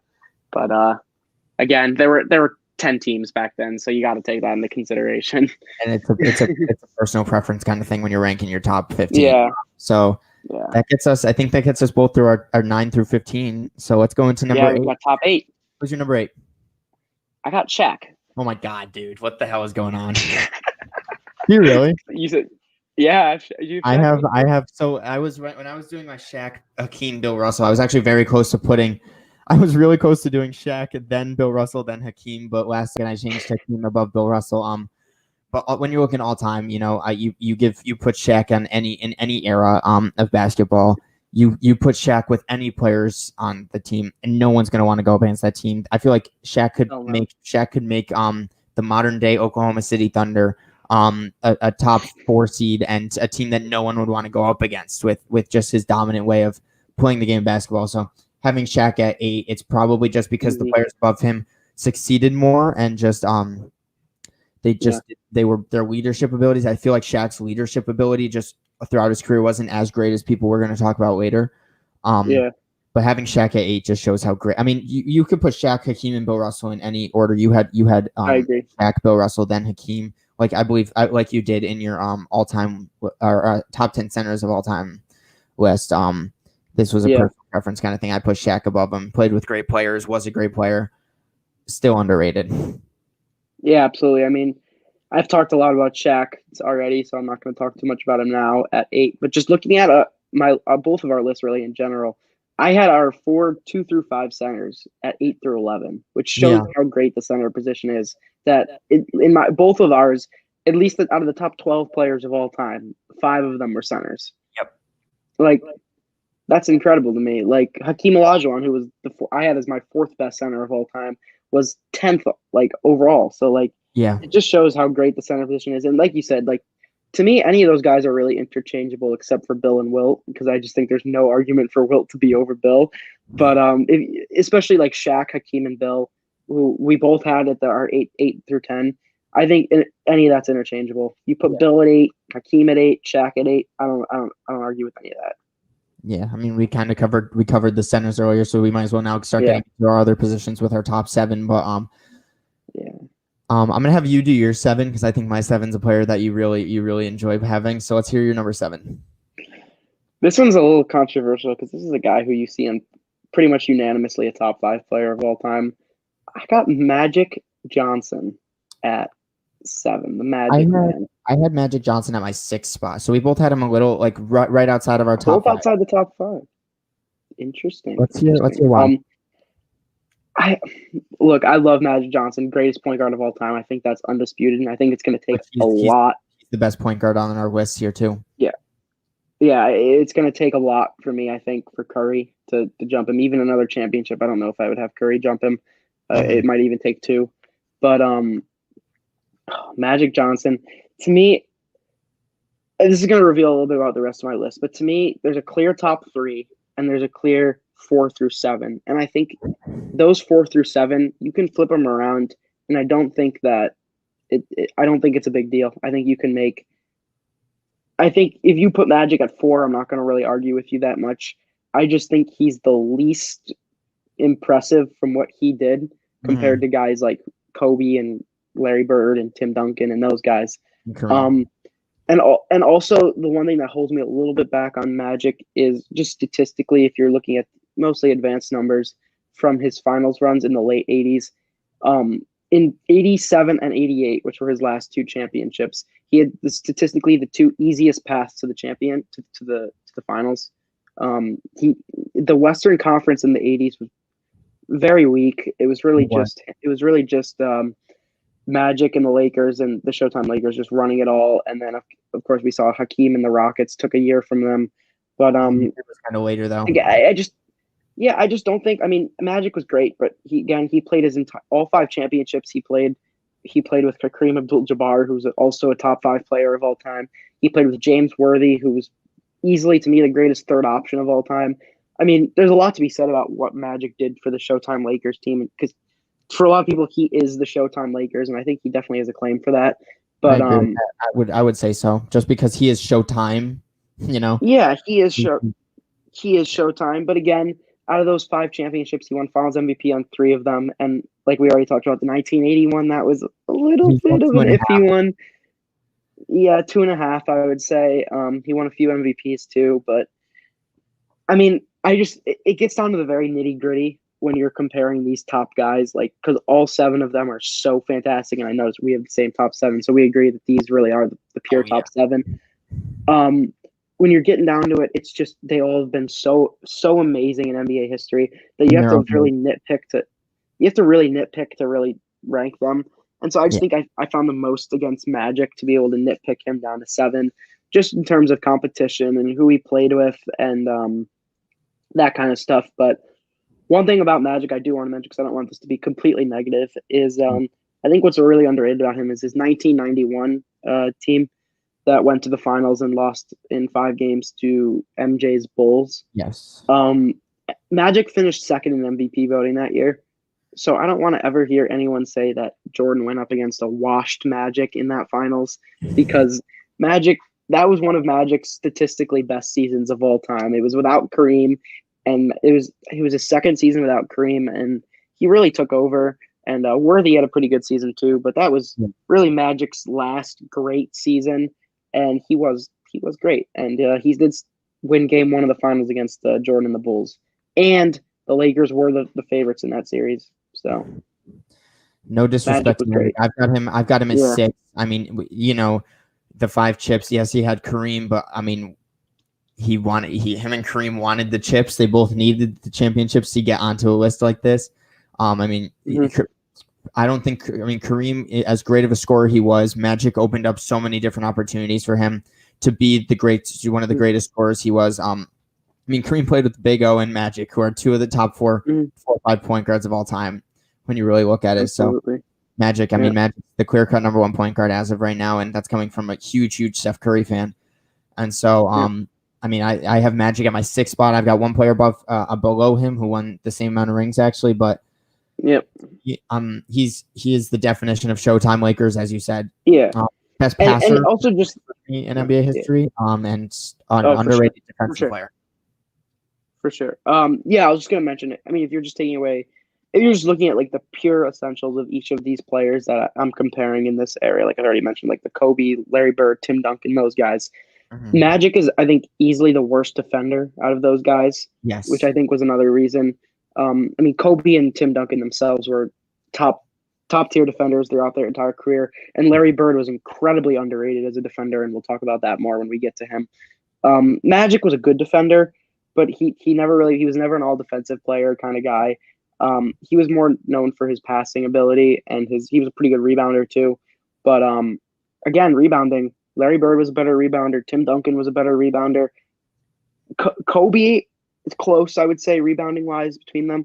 But I just think if you're just looking at what they can do with the basketball, as great as Magic was as a passer, as efficient as he was as a playmaker, I just think guys like Kobe, Bird, and Duncan could do more with the ball offensively and defensively. Gotcha. So you had Magic at 7. I had Magic at 6. I mean, he's right around there. A lot of people have him in their top 5, and I wouldn't blame you if you had him in your top 5. You can easily make the argument for it. Luckily, me and you don't have to make the argument for it because we don't have him in the top 5. But he's got the cases for it. So that's your number 7. I guess I'll say my number 7. Who's your number 7? You absolutely love. Who, as I said, I think he's the second greatest leader in NBA history. I've got Tim Duncan at my number 7 spot. I have him 4. Okay, and to me, I completely understand him at 4. I think there's a great case you're about to make for him at number 4. Personal preference, I was never a big Spurs guy. Honestly, I always appreciated the Spurs, but they just bothered me whenever I watched them play. Like, I love Tony Parker and Ginobili. I have no disrespect to Tim Duncan. Honestly, out of all the people we're about to talk about, I think I've watched, even though he played when I started really getting into basketball, I didn't watch a lot of Tim Duncan's prime. I haven't, I'll probably, after this, I'll have to go look him up a little bit more and learn more about Tim Duncan. Now that's not undermining his leadership ability, as we said, is one of the things that I ranked very high on this. Magic to me is an incredible leader as well, but Tim Duncan's got him by the edge. But I have Tim Duncan in my number 7 spot, where you have him 3 spots ahead. Yeah. To me, I know I mentioned those 4 guys: Kobe, Bird, Duncan, Magic. I had Duncan rated the highest out of those guys. And I just think because in just terms of what they could do and how much they impacted winning, I think at least winning wise, Duncan's ahead of those 4 guys. And what they could do offensively and defensively, I think Duncan is probably just right up there too, right at the top of that. And I mean, if you've watched Tim, I know you said you didn't watch much of Tim Duncan. I'm a huge Tim Duncan fan. Yeah. I've always been a huge fan of the Popovich Spurs teams because I think they are just down to the bare bone essentials, some of the best basketball teams to ever play. And I think a huge part of that is because of Duncan. Honestly, the only knock against Duncan, I think you can say, is he had Popovich as his coach throughout his whole career. He had that Hall of Fame coach, a guy who's gonna, one of the greatest coaches of all time, undisputedly. So if you want to use that as a knock against him, that's fine. I'm not planning on it. That's fine. I wouldn't, because I think, no disrespect, but Duncan as a leader on the floor was just as important as Popovich was off the floor, which is why I don't really consider that argument. I mean, I don't even know where to start with Duncan. I mean, this is a guy who in the regular season was already a fantastic player. Throughout his lengthy longevity career, he averaged 19 and 11. That's playing like 20 seasons. And offensively, on defensively, both sides of the basketball, he was incredible. In his first finals in 1999, which was only 2 years after he was drafted. It was his third season after. It was only his third season after being drafted, and he averaged 28 and 14 and beat the Knicks in the finals. I mean, if you want to talk about turning a team around like that, I mean, I think Tim Duncan and Larry Bird are right at the top of that list. I mean, he made Spurs basketball what it is today. I mean, before Tim Duncan, they were a very low. They came over from the ABA, and they were this rinky-dinky little team, small market. No one really wanted to go there. I mean, they had Gervin carrying them for years, but they never had anything around him. And then David Robinson, same thing. Never really put a team around either of those guys. And then Duncan comes along, and bam, greatest dynasty, length of a dynasty in NBA history. I know, like, the Bulls had a better, like, short-term dynasty, or the Warriors, but from 1998, the LeBron dynasty, from 1998 to 2015, really, the Spurs were a top 3 team in the league every season, which to me is incredible. I mean, there's a reason Tim Duncan has, I think, a top 5 winning percentage of all time. I mean, he has pretty much every accolade you can imagine. Tim Duncan's got one of them. He was all defensive first team 7 times, all defensive first team 7 times, first team 10 times, which is, I think, more than most. All but I think all. I'm not 100% sure. I think that's more than all but like 5 or 6 guys. Only 2 MVPs, which kind of hurts him a little bit. But I mean, the fact that he was top 3 in MVP voting 8 times, which is in itself incredibly impressive. That's like LeBron level numbers right there again. He had 3 Finals MVPs, but in the last one that Kawhi got, you could very, very much make the argument that Duncan deserved that. I mean, that 2014 Spurs team didn't have a single 20-point per game scorer, and they beat the prime D Wade LeBron Heat, which were supposed to be like the greatest team of all time. Also, I could go on. Tim Duncan's tied for 3rd in all NBA first teams. So with 10, he's tied with incredible players. He's only behind LeBron, Kobe, and Karl Malone. So, I mean,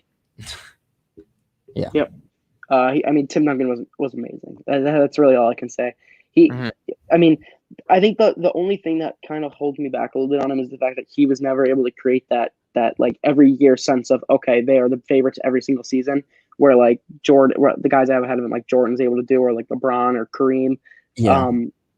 But I mean, Duncan was he was incredible, man. I mean, 17 straight seasons of being a top 3 player in the league, and the fact that he only has 2 MVPs is he could have so many more. I love Tim Duncan. I mean, that's really all I got. The last thing I would like to say about him is I'm looking at his career stats right now, and his defensive stats. He's so underrated defensively. When he was 36 years old in the 2012-2013 season, at the age of 36, he averaged 2.7 blocks per game. That right now would be the most in the league, I think, besides Miles Turner right now, who's been playing. Miles Turner's been playing incredible. But for Tim Duncan to average 2.7 blocks per game and be such a force defensively at the age of 36 is just remarkable. He didn't get worse with time. No, he arguably got better. Like obviously his offensive numbers were down as his athleticism went a little bit, but I mean his overall impact on the floor was always the same. Yeah, I mean I've got him at 7, and that's why 7's probably the lowest I would put him even, honestly. I think you're ridiculous if you put him anywhere below 7. I think 7 is the absolute lowest that Tim Duncan should go. I am honestly after reading this, I'm considering even putting him at 6 ahead of Magic right now. I mean him and Magic, they both have the 5 chips. Tim Duncan's got the leaderships, Magic's got the passing, but for what you see Tim Duncan did to the San Antonio Spurs franchise, I think I might even have to switch that over. Yeah. And another thing, I mentioned this last time when we were talking Tim Duncan, but I'll say it again to emphasize it. He was one Ray Allen shot away from tying Jordan's finals record. He was this close to being 6-0 in the finals, which is, to me, is incredible. And obviously that Ray Allen shot had a huge impact, and that allowed the Heat to go on to win that finals. But I mean, out of that Heat team, right? You look at how good that LeBron D-Wade Heat team was. Tim Duncan was the biggest threat to that team. Yeah. I mean, Durant put up a fight. I mean, I know Dirk beat them too, but the only team to go against them twice in the finals was Tim Duncan. And one time he was one shot away from winning, and the other time he won pretty easily. Yeah. So you mean you've got him at 4. I've got him at 7. That's no disrespect to Tim Duncan. He's such an incredible. If you made the case for him at 3, even if I could see. I mean, I'm not gonna say no to that. I mean, he's just a good player. He's just a good guy, good player. If he can, let's see what he does with his coaching career, because a lot of people are saying that he's gonna. He's been a remarkable coach. Him and Becky Hammond, you could see in the next couple of years if Popovich retires, become such a great coaching staff. So it's cool to see that too. That would be such an interesting duo. One thing before we move on, I was going to mention is I said I have Shaq at 8, and you said you have Duncan at 7, and I have Duncan at 4. And the gap between 7 and 8 to me is so big that I wouldn't even think it possible to consider Shaq ahead of Tim Duncan. Me too. Whereas like if you told me you put Magic at 4 and Duncan at 7, I'd be like, okay, I disagree, but I see where you're coming from. Whereas like to me, the difference between Duncan and Shaq is so big that I don't think there's a good argument for Shaq over Duncan based on what Duncan has done. I can agree with that. Like you said, the 4 through 7, or to me it's 3 through 7. I think because of who you said, I think I could see who you've got at 3. But for me, the 3 through 7 range is so drastically different from that 8 through 15 range. For sure. It's shown through leadership and winning. That's honestly what it is. And no disrespect to Bill Russell being outside the top 10, but there was 10 teams, and I would like to see you win 11 championships in the same era that Tim Duncan won 5. Exactly. And so let's hear your number 6. So we got through my 4 and my 7. My number 6 is Kobe Bean Bryant. Okay, I actually have him at 4. Rip. Yeah. Rip. You have him at 4. Okay, no disrespect there. Kobe was amazing. I'm not going to sit here and bash Kobe. I mean, he's Kobe. He's incredible. I know a lot of people might be upset that I have him outside the top 5, which I don't know if that's a hot take or not, because it seemed like before his death, he was always like, 6 through 10 range. And then after his death, it's like, he's top 3. I'm like, ESPN, how did we get? What was it? How did we get from there to there? I mean, I remember didn't ESPN have him at like 13 or something? Yeah, no, they have him at 9. They had him at 9. Yeah, that's delusional. Yes, that is delusional. That's crazy. But it's just as delusional to me to put him ahead of LeBron or Jordan. Yes. I'm sorry, they're just miles above. Yeah. Kobe is perfect in that second tier of players, right? That you said 3 through 7. I consider it 4 through 7 because I think I have Kareem ahead of you. But that to me that second tier range, Tim Duncan, Larry Bird, Magic Johnson, and Kobe Bryant in some order, doesn't really matter to me what that order is. It's got to be those 4. Wow. What? I'm looking at ESPN's rankings right now, just to compare it to our top 10. How sad is it? Chamberlain at 6. They have Wilt Chamberlain above Larry Bird, Tim Duncan, and Kobe. And I guess that they were like me when I was trying to make the claim earlier for Wilt over Bill, but they even have Bill at 5. So I'm like, or no, they have Bill at 4. So I'm just so. I mean, I get that because to me, I don't know this. I'm just gonna. I don't mean any disrespect to ESPN, but like they made the case for Magic ahead of Wilt, but then couldn't make the case for Duncan, Kobe, and Larry Bird over Will. And to me, that's just like you have. That's ridiculous. It just doesn't make sense to me. That's just I saw that and I had to say something. That's so funny. To me, if you're gonna put, I have no problem with people putting Bill and Will in the top 5 because I think if you think that that's right, you can't compare across eras, so that's fine with me. If you put Bill 4, Wilt 5, as long as Bill's ahead, I'm good with that. But you can't put some of Kobe and Larry and Magic ahead and not like others. It doesn't make any sense. You either put Bill and Wilt together in the top 5 ahead of Bird, Magic, Kobe, and Duncan, or you put them behind all 4 of them because those 4 are so close. And yeah, that baffles me that they have Magic ahead and not the other 3. But yeah, back to Kobe. I mean, everyone knows about Kobe. Everyone knows the Black Mamba. I don't need to sit up here and tell you why he was so great.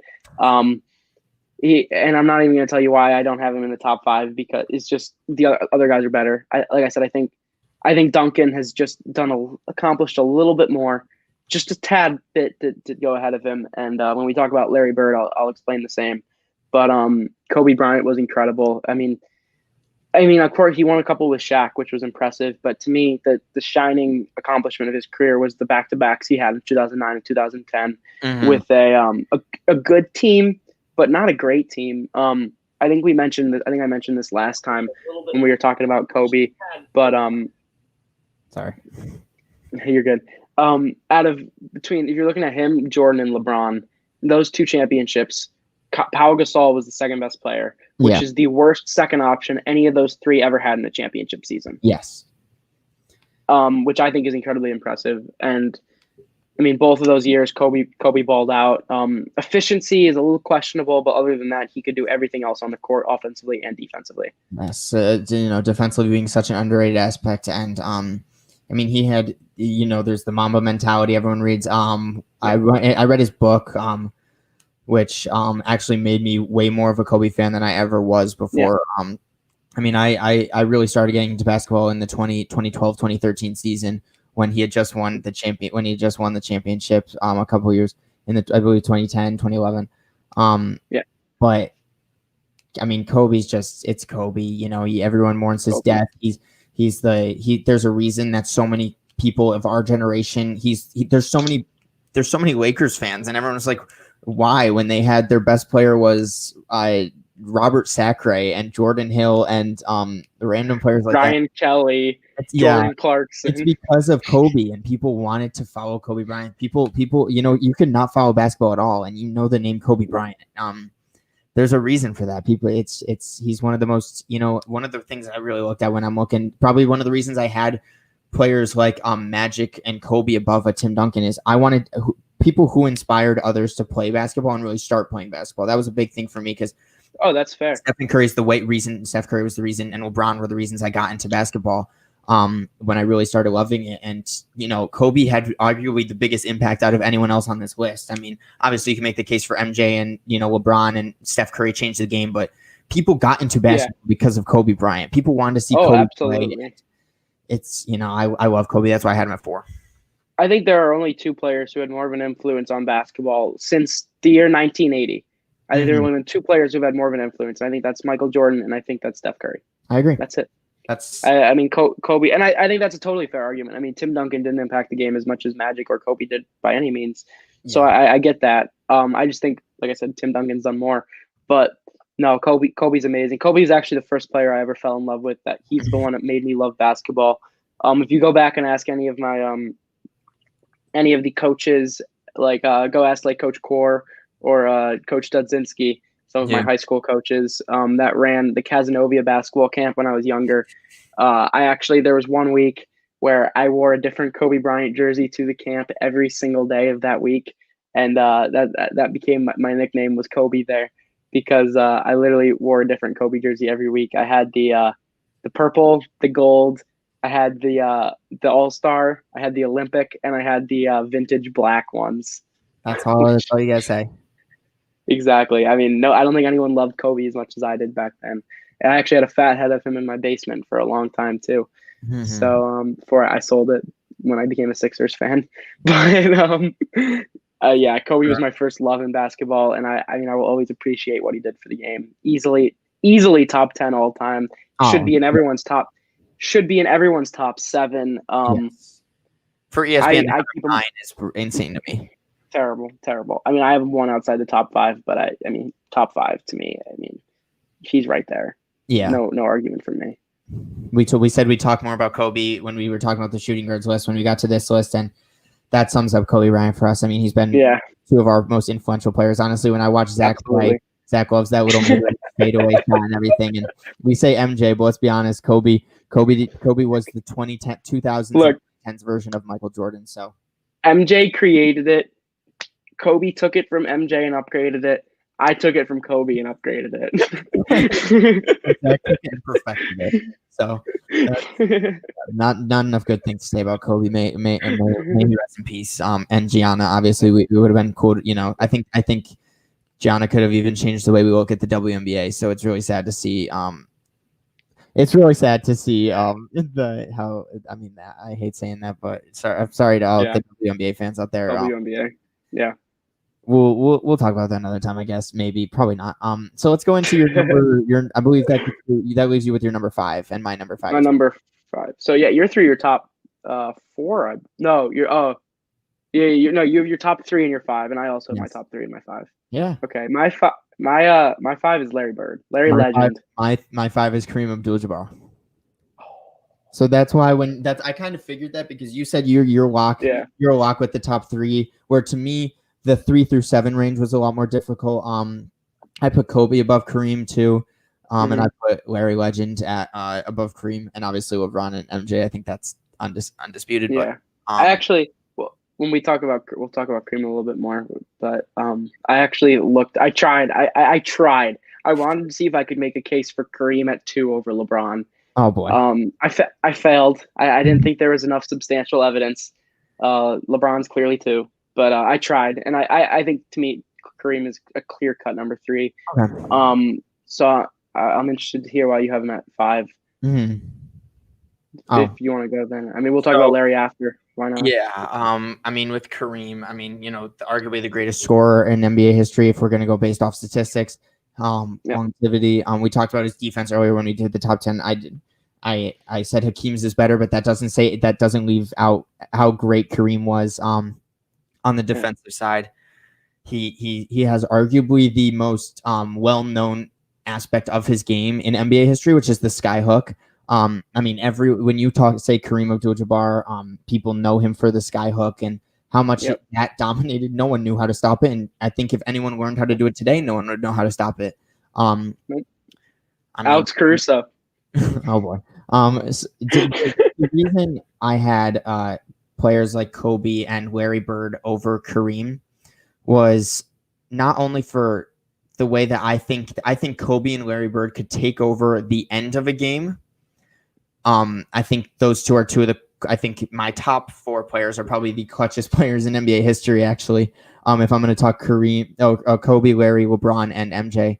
To me, that's huge. Larry Bird was just I put Larry Bird at 3 because he's my favorite small forward ever. Like we'll get into Larry, but having Kareem at 5 to me, it was just because it's a personal preference kind of thing. Kobe got me into basketball. I've never been, when I watched a whole documentary series on ESPN Plus, that was about the Lakers Celtics rivalry. And I found myself every time rooting for the Celtics. Just even though I love Magic. I like Curry more, but I love Magic and I like Kareem, but I liked Larry Bird and more than Magic and Kareem. And so to me, it's a personal preference kind of thing. Listen, you can back it up with stats all you want. I don't disagree with anyone putting Kareem at 3. For you to say he is the clear cut number 3, I'm not going to disagree with it. On my list, he was at number 5, but that's kind of just because of how I got into basketball and who I'm also. I'm a 5'8" point guard when I play basketball, so I tend to like the guys who ball handle. I've never been I don't know how to play. You don't see yourself in the 7'2" Kareem. Yeah, I just tend to value outside shots and just the way that Larry and Kobe and Magic played the game over Kareem. No disrespect to Kareem, he's the greatest. He is. I was about to say he's the greatest center of all time. He's sure I'll give it. He's the greatest center of all time. He's the most I'll give you an out. Yeah. I'll give you an out. Maybe Hakeem, in your eyes, is the best center of all time, but Kareem is definitely the greatest, right? Yeah.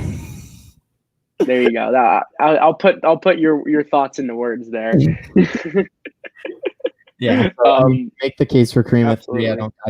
No, I feel like I've defended Kareem plenty today. One thing I do want to mention about Kareem is, I mean, this guy is just, to me, other than maybe Bill Russell, and he's right up there with Jordan as just a winner. Yes, just a winner. Even in UCLA. I mean, he won. When he was Lou Alcindor in high school, right? That's what he was when he was a hyped prospect. By the way, also probably the most hyped prospect coming out of high school ever, along with LeBron. I think the two of them are the two of them are 1 and 2. I might give LeBron the edge just because of how social media has developed since then. Yes. When Kareem was playing in the 60s in high school. But easily it's 1A and 1B for those two being the most hyped to ever come out of high school. And Kareem obviously delivered. When he was Lou Alcindor, I remember seeing he lost a game. It was right around here in Syracuse. I think it was in like Saratoga or something. They lost a high school game. And then after that, he went on and won 70 consecutive games in high school the next 2 seasons and won 2 high school championships. Didn't lose a game. Went to college, then won a championship every single season with UCLA in college with John Wooden, and then went to the NBA and won another 6 championships. I mean, this guy was a born winner, and I mean, you can't even discredit him. Like he 6 NBA championships, 4 college champion. 3 or 4 college. I actually don't remember if he was in college for 3 or 4. I actually think it was 3. But I'm not 100% sure on that. I think it was, yeah. And then 2 in high school. I mean, he every level he was at, he was always the best. And I think another reason I keep him ahead of Kobe and Duncan too, ahead of both of them, is Kareem was the clear-cut best player in the NBA for about a 10-year stretch, whereas Kobe, Duncan kind of alternated. I mean, the 2000s was just a hodgepodge of every year they had a new best player. Yeah. Garnett was it 1 year. D Wade was it 1 year. Wait, what were you saying? I was gonna say like KG was. I mean, yeah. At that point. Yeah, absolutely. KG had a year. I mean, Shaq dominated the early period. KG had a year. D Wade had a year. Duncan and Kobe went back and forth. But when you look at Kareem, I mean, from 1970 when Bill Russell retired to probably the early 80s when Magic and Bird really started to take over, I'd say around 82, 83. Kareem was the best player in the league pretty much that entire time, other than 77 when Bill Walton took it. But yeah, I mean, I love Kareem. I love what he was able to do for the game of basketball. I know neither of us are centers, so we don't identify with him as much. But I mean, if you're a young center, I mean, there's no better role model to look up to than Kareem Abdul-Jabbar. Yeah, I mean, you covered Kareem. You've got him at number 3. I've got him at number 5. I've got Kobe. I think I've got Kobe in between them. You've got Tim Duncan. These are all players that you could easily compare to. I mean, they play different positions. They get compared to each other all the time. But listen, we're not here to disrespect any of these guys. If we're gonna finish our podcast off, we are talking all positivity about these guys. I mean, they're all influential players in their own way. They all had their own play styles, and they're all fun players to watch. Like I said when I started talking about Magic, it's all nitpicks at this point. Like these seven are just incredible. All 15 are incredible. I mean, these 7 especially are just more well renowned than the others. But I mean, it's nitpicks. They're all incredible. Yeah, and so we'll move on to Larry Bird, who you've got at 5. I've got at 3. Larry legend. Yeah, to me, Larry Bird. You know, you talk Michael Jordan as the clutchest player of all time. Larry Bird is right up there with him, if not number 1. You know, one thing that I just read about, you know, which I watched when we talked about it, that just shows Larry Bird. In the final game of the 1986 NBA Finals, he had a triple-double.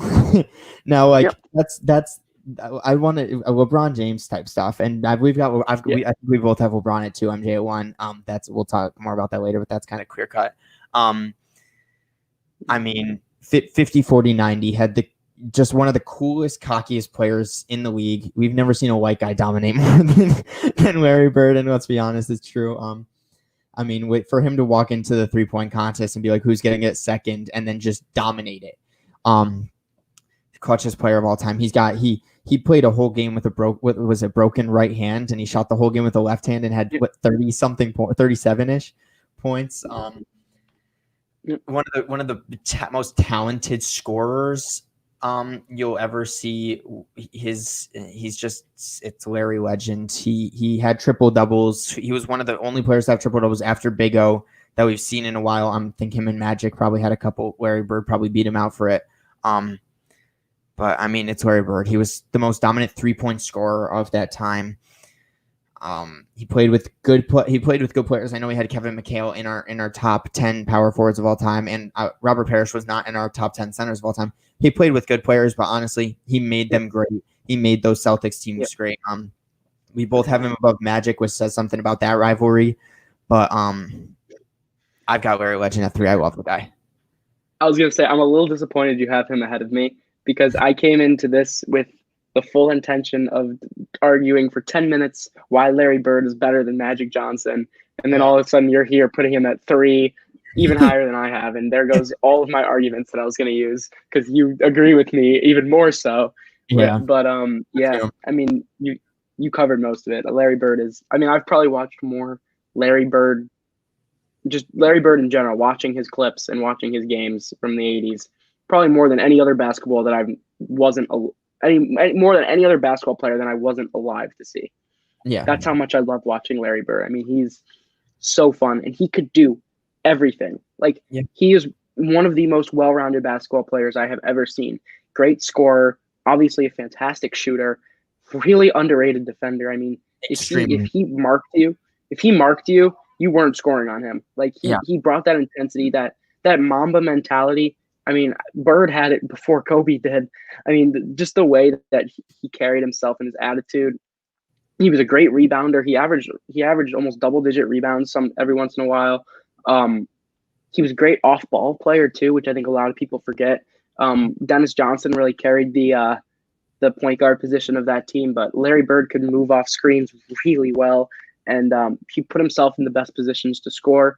And then you said it yourself, just the clutch. I mean, for years, my dad has said, if there's one player that I want to shoot the ball with down 1 with 3 seconds left, inbounding it, I want Larry Bird. And I agree with that. You know what?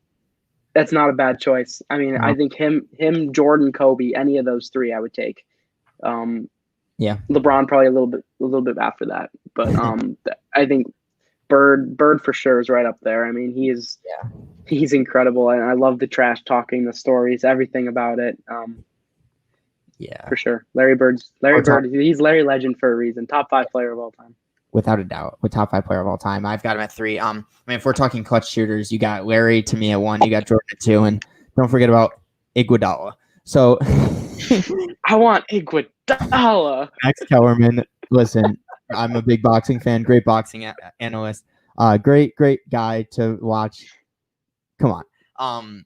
Plays off well with Stephen A. though, for sure. That is. I love that duo. Yeah, notice.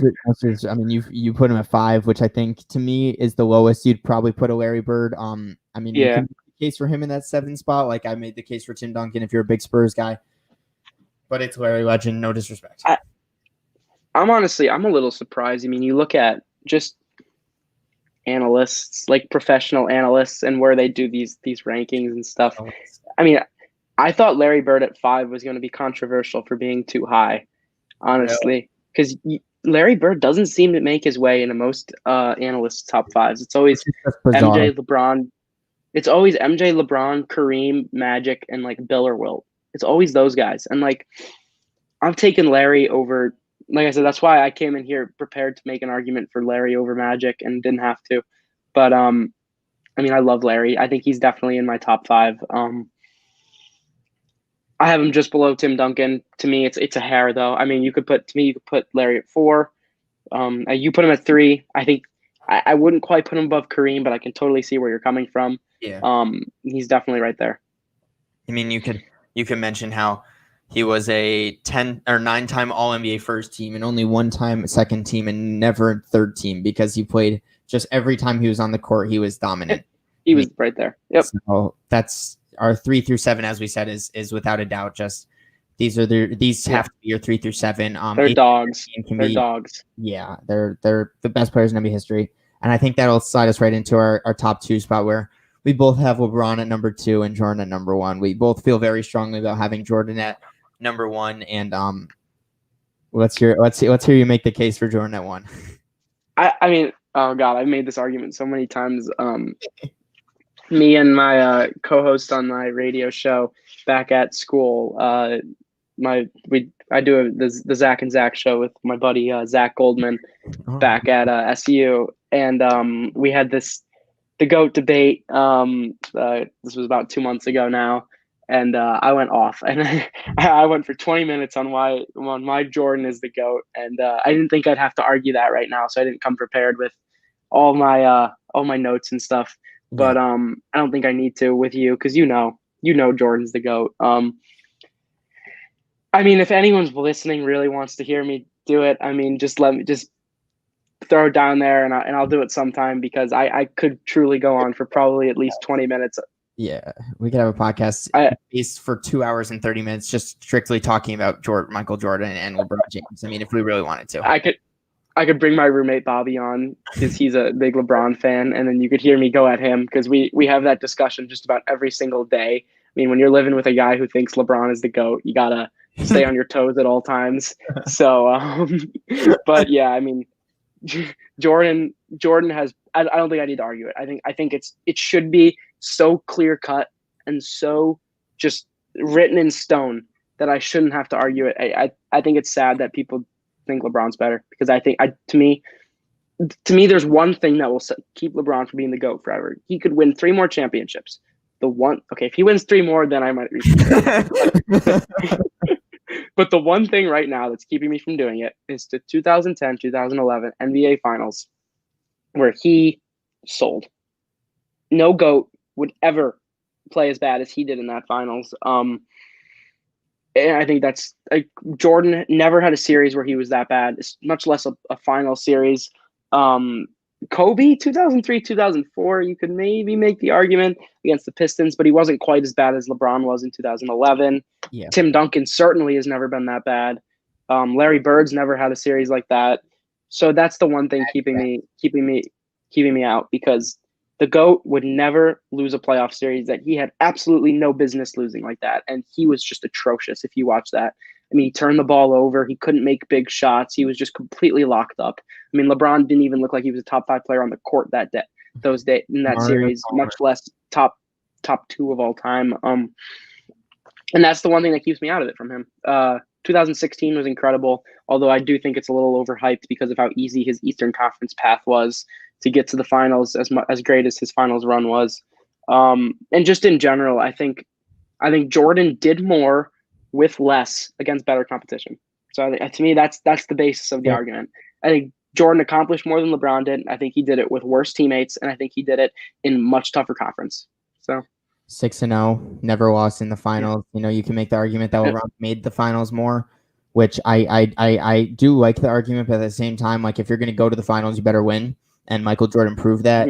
Mm-hmm. Michael Jordan took 2 years off of basketball and went to play baseball, and then came back and did another 3-chip. And then he retired again, in which I personally think he could have kept going. Yeah, he probably could have won at least 1 or 2 more. He could have. I mean, there's no limits to what Jordan could have done. I always say the thing that keeps me also out of the LeBron is, I mean, Jordan retired knowing he was clearly the GOAT with what he accomplished. When he retired, he had 6. He was done. He was all that. The only reason LeBron is still going is because he's chasing Jordan. He's chasing what Jordan did. And he's 36 years old now, and he's still not very close. That's the way I see it. It is scary. If Jordan, 36. If LeBron came first, I guarantee you Jordan's never retiring either of those 2 times. He is going the whole time. He wins 9 chips, whatever. Yeah. LeBron's chasing Jordan, and Jordan sitting pretty comfortable. Yeah. To me, the only way LeBron could end up ever overthrowing Jordan, to me personally, I've actually had this conversation with my dad a lot. To me, if LeBron can 3-peat with the Los Angeles Lakers, and do something he's never been able to do, and not a lot of players have ever done in NBA history. You think a Lakers team, especially in today's NBA, where we're gonna talk about people like Steph Curry, Kevin Durant, and possibly Kawhi Leonard on this list one day. You tell me he can three-peat with players like that still in their prime, and that's not talking. I mean, who knows where Giannis and Anthony Davis could end up on a list like this, or So I will say if they three-peat and LeBron wins all 3 Finals MVPs, then he's there.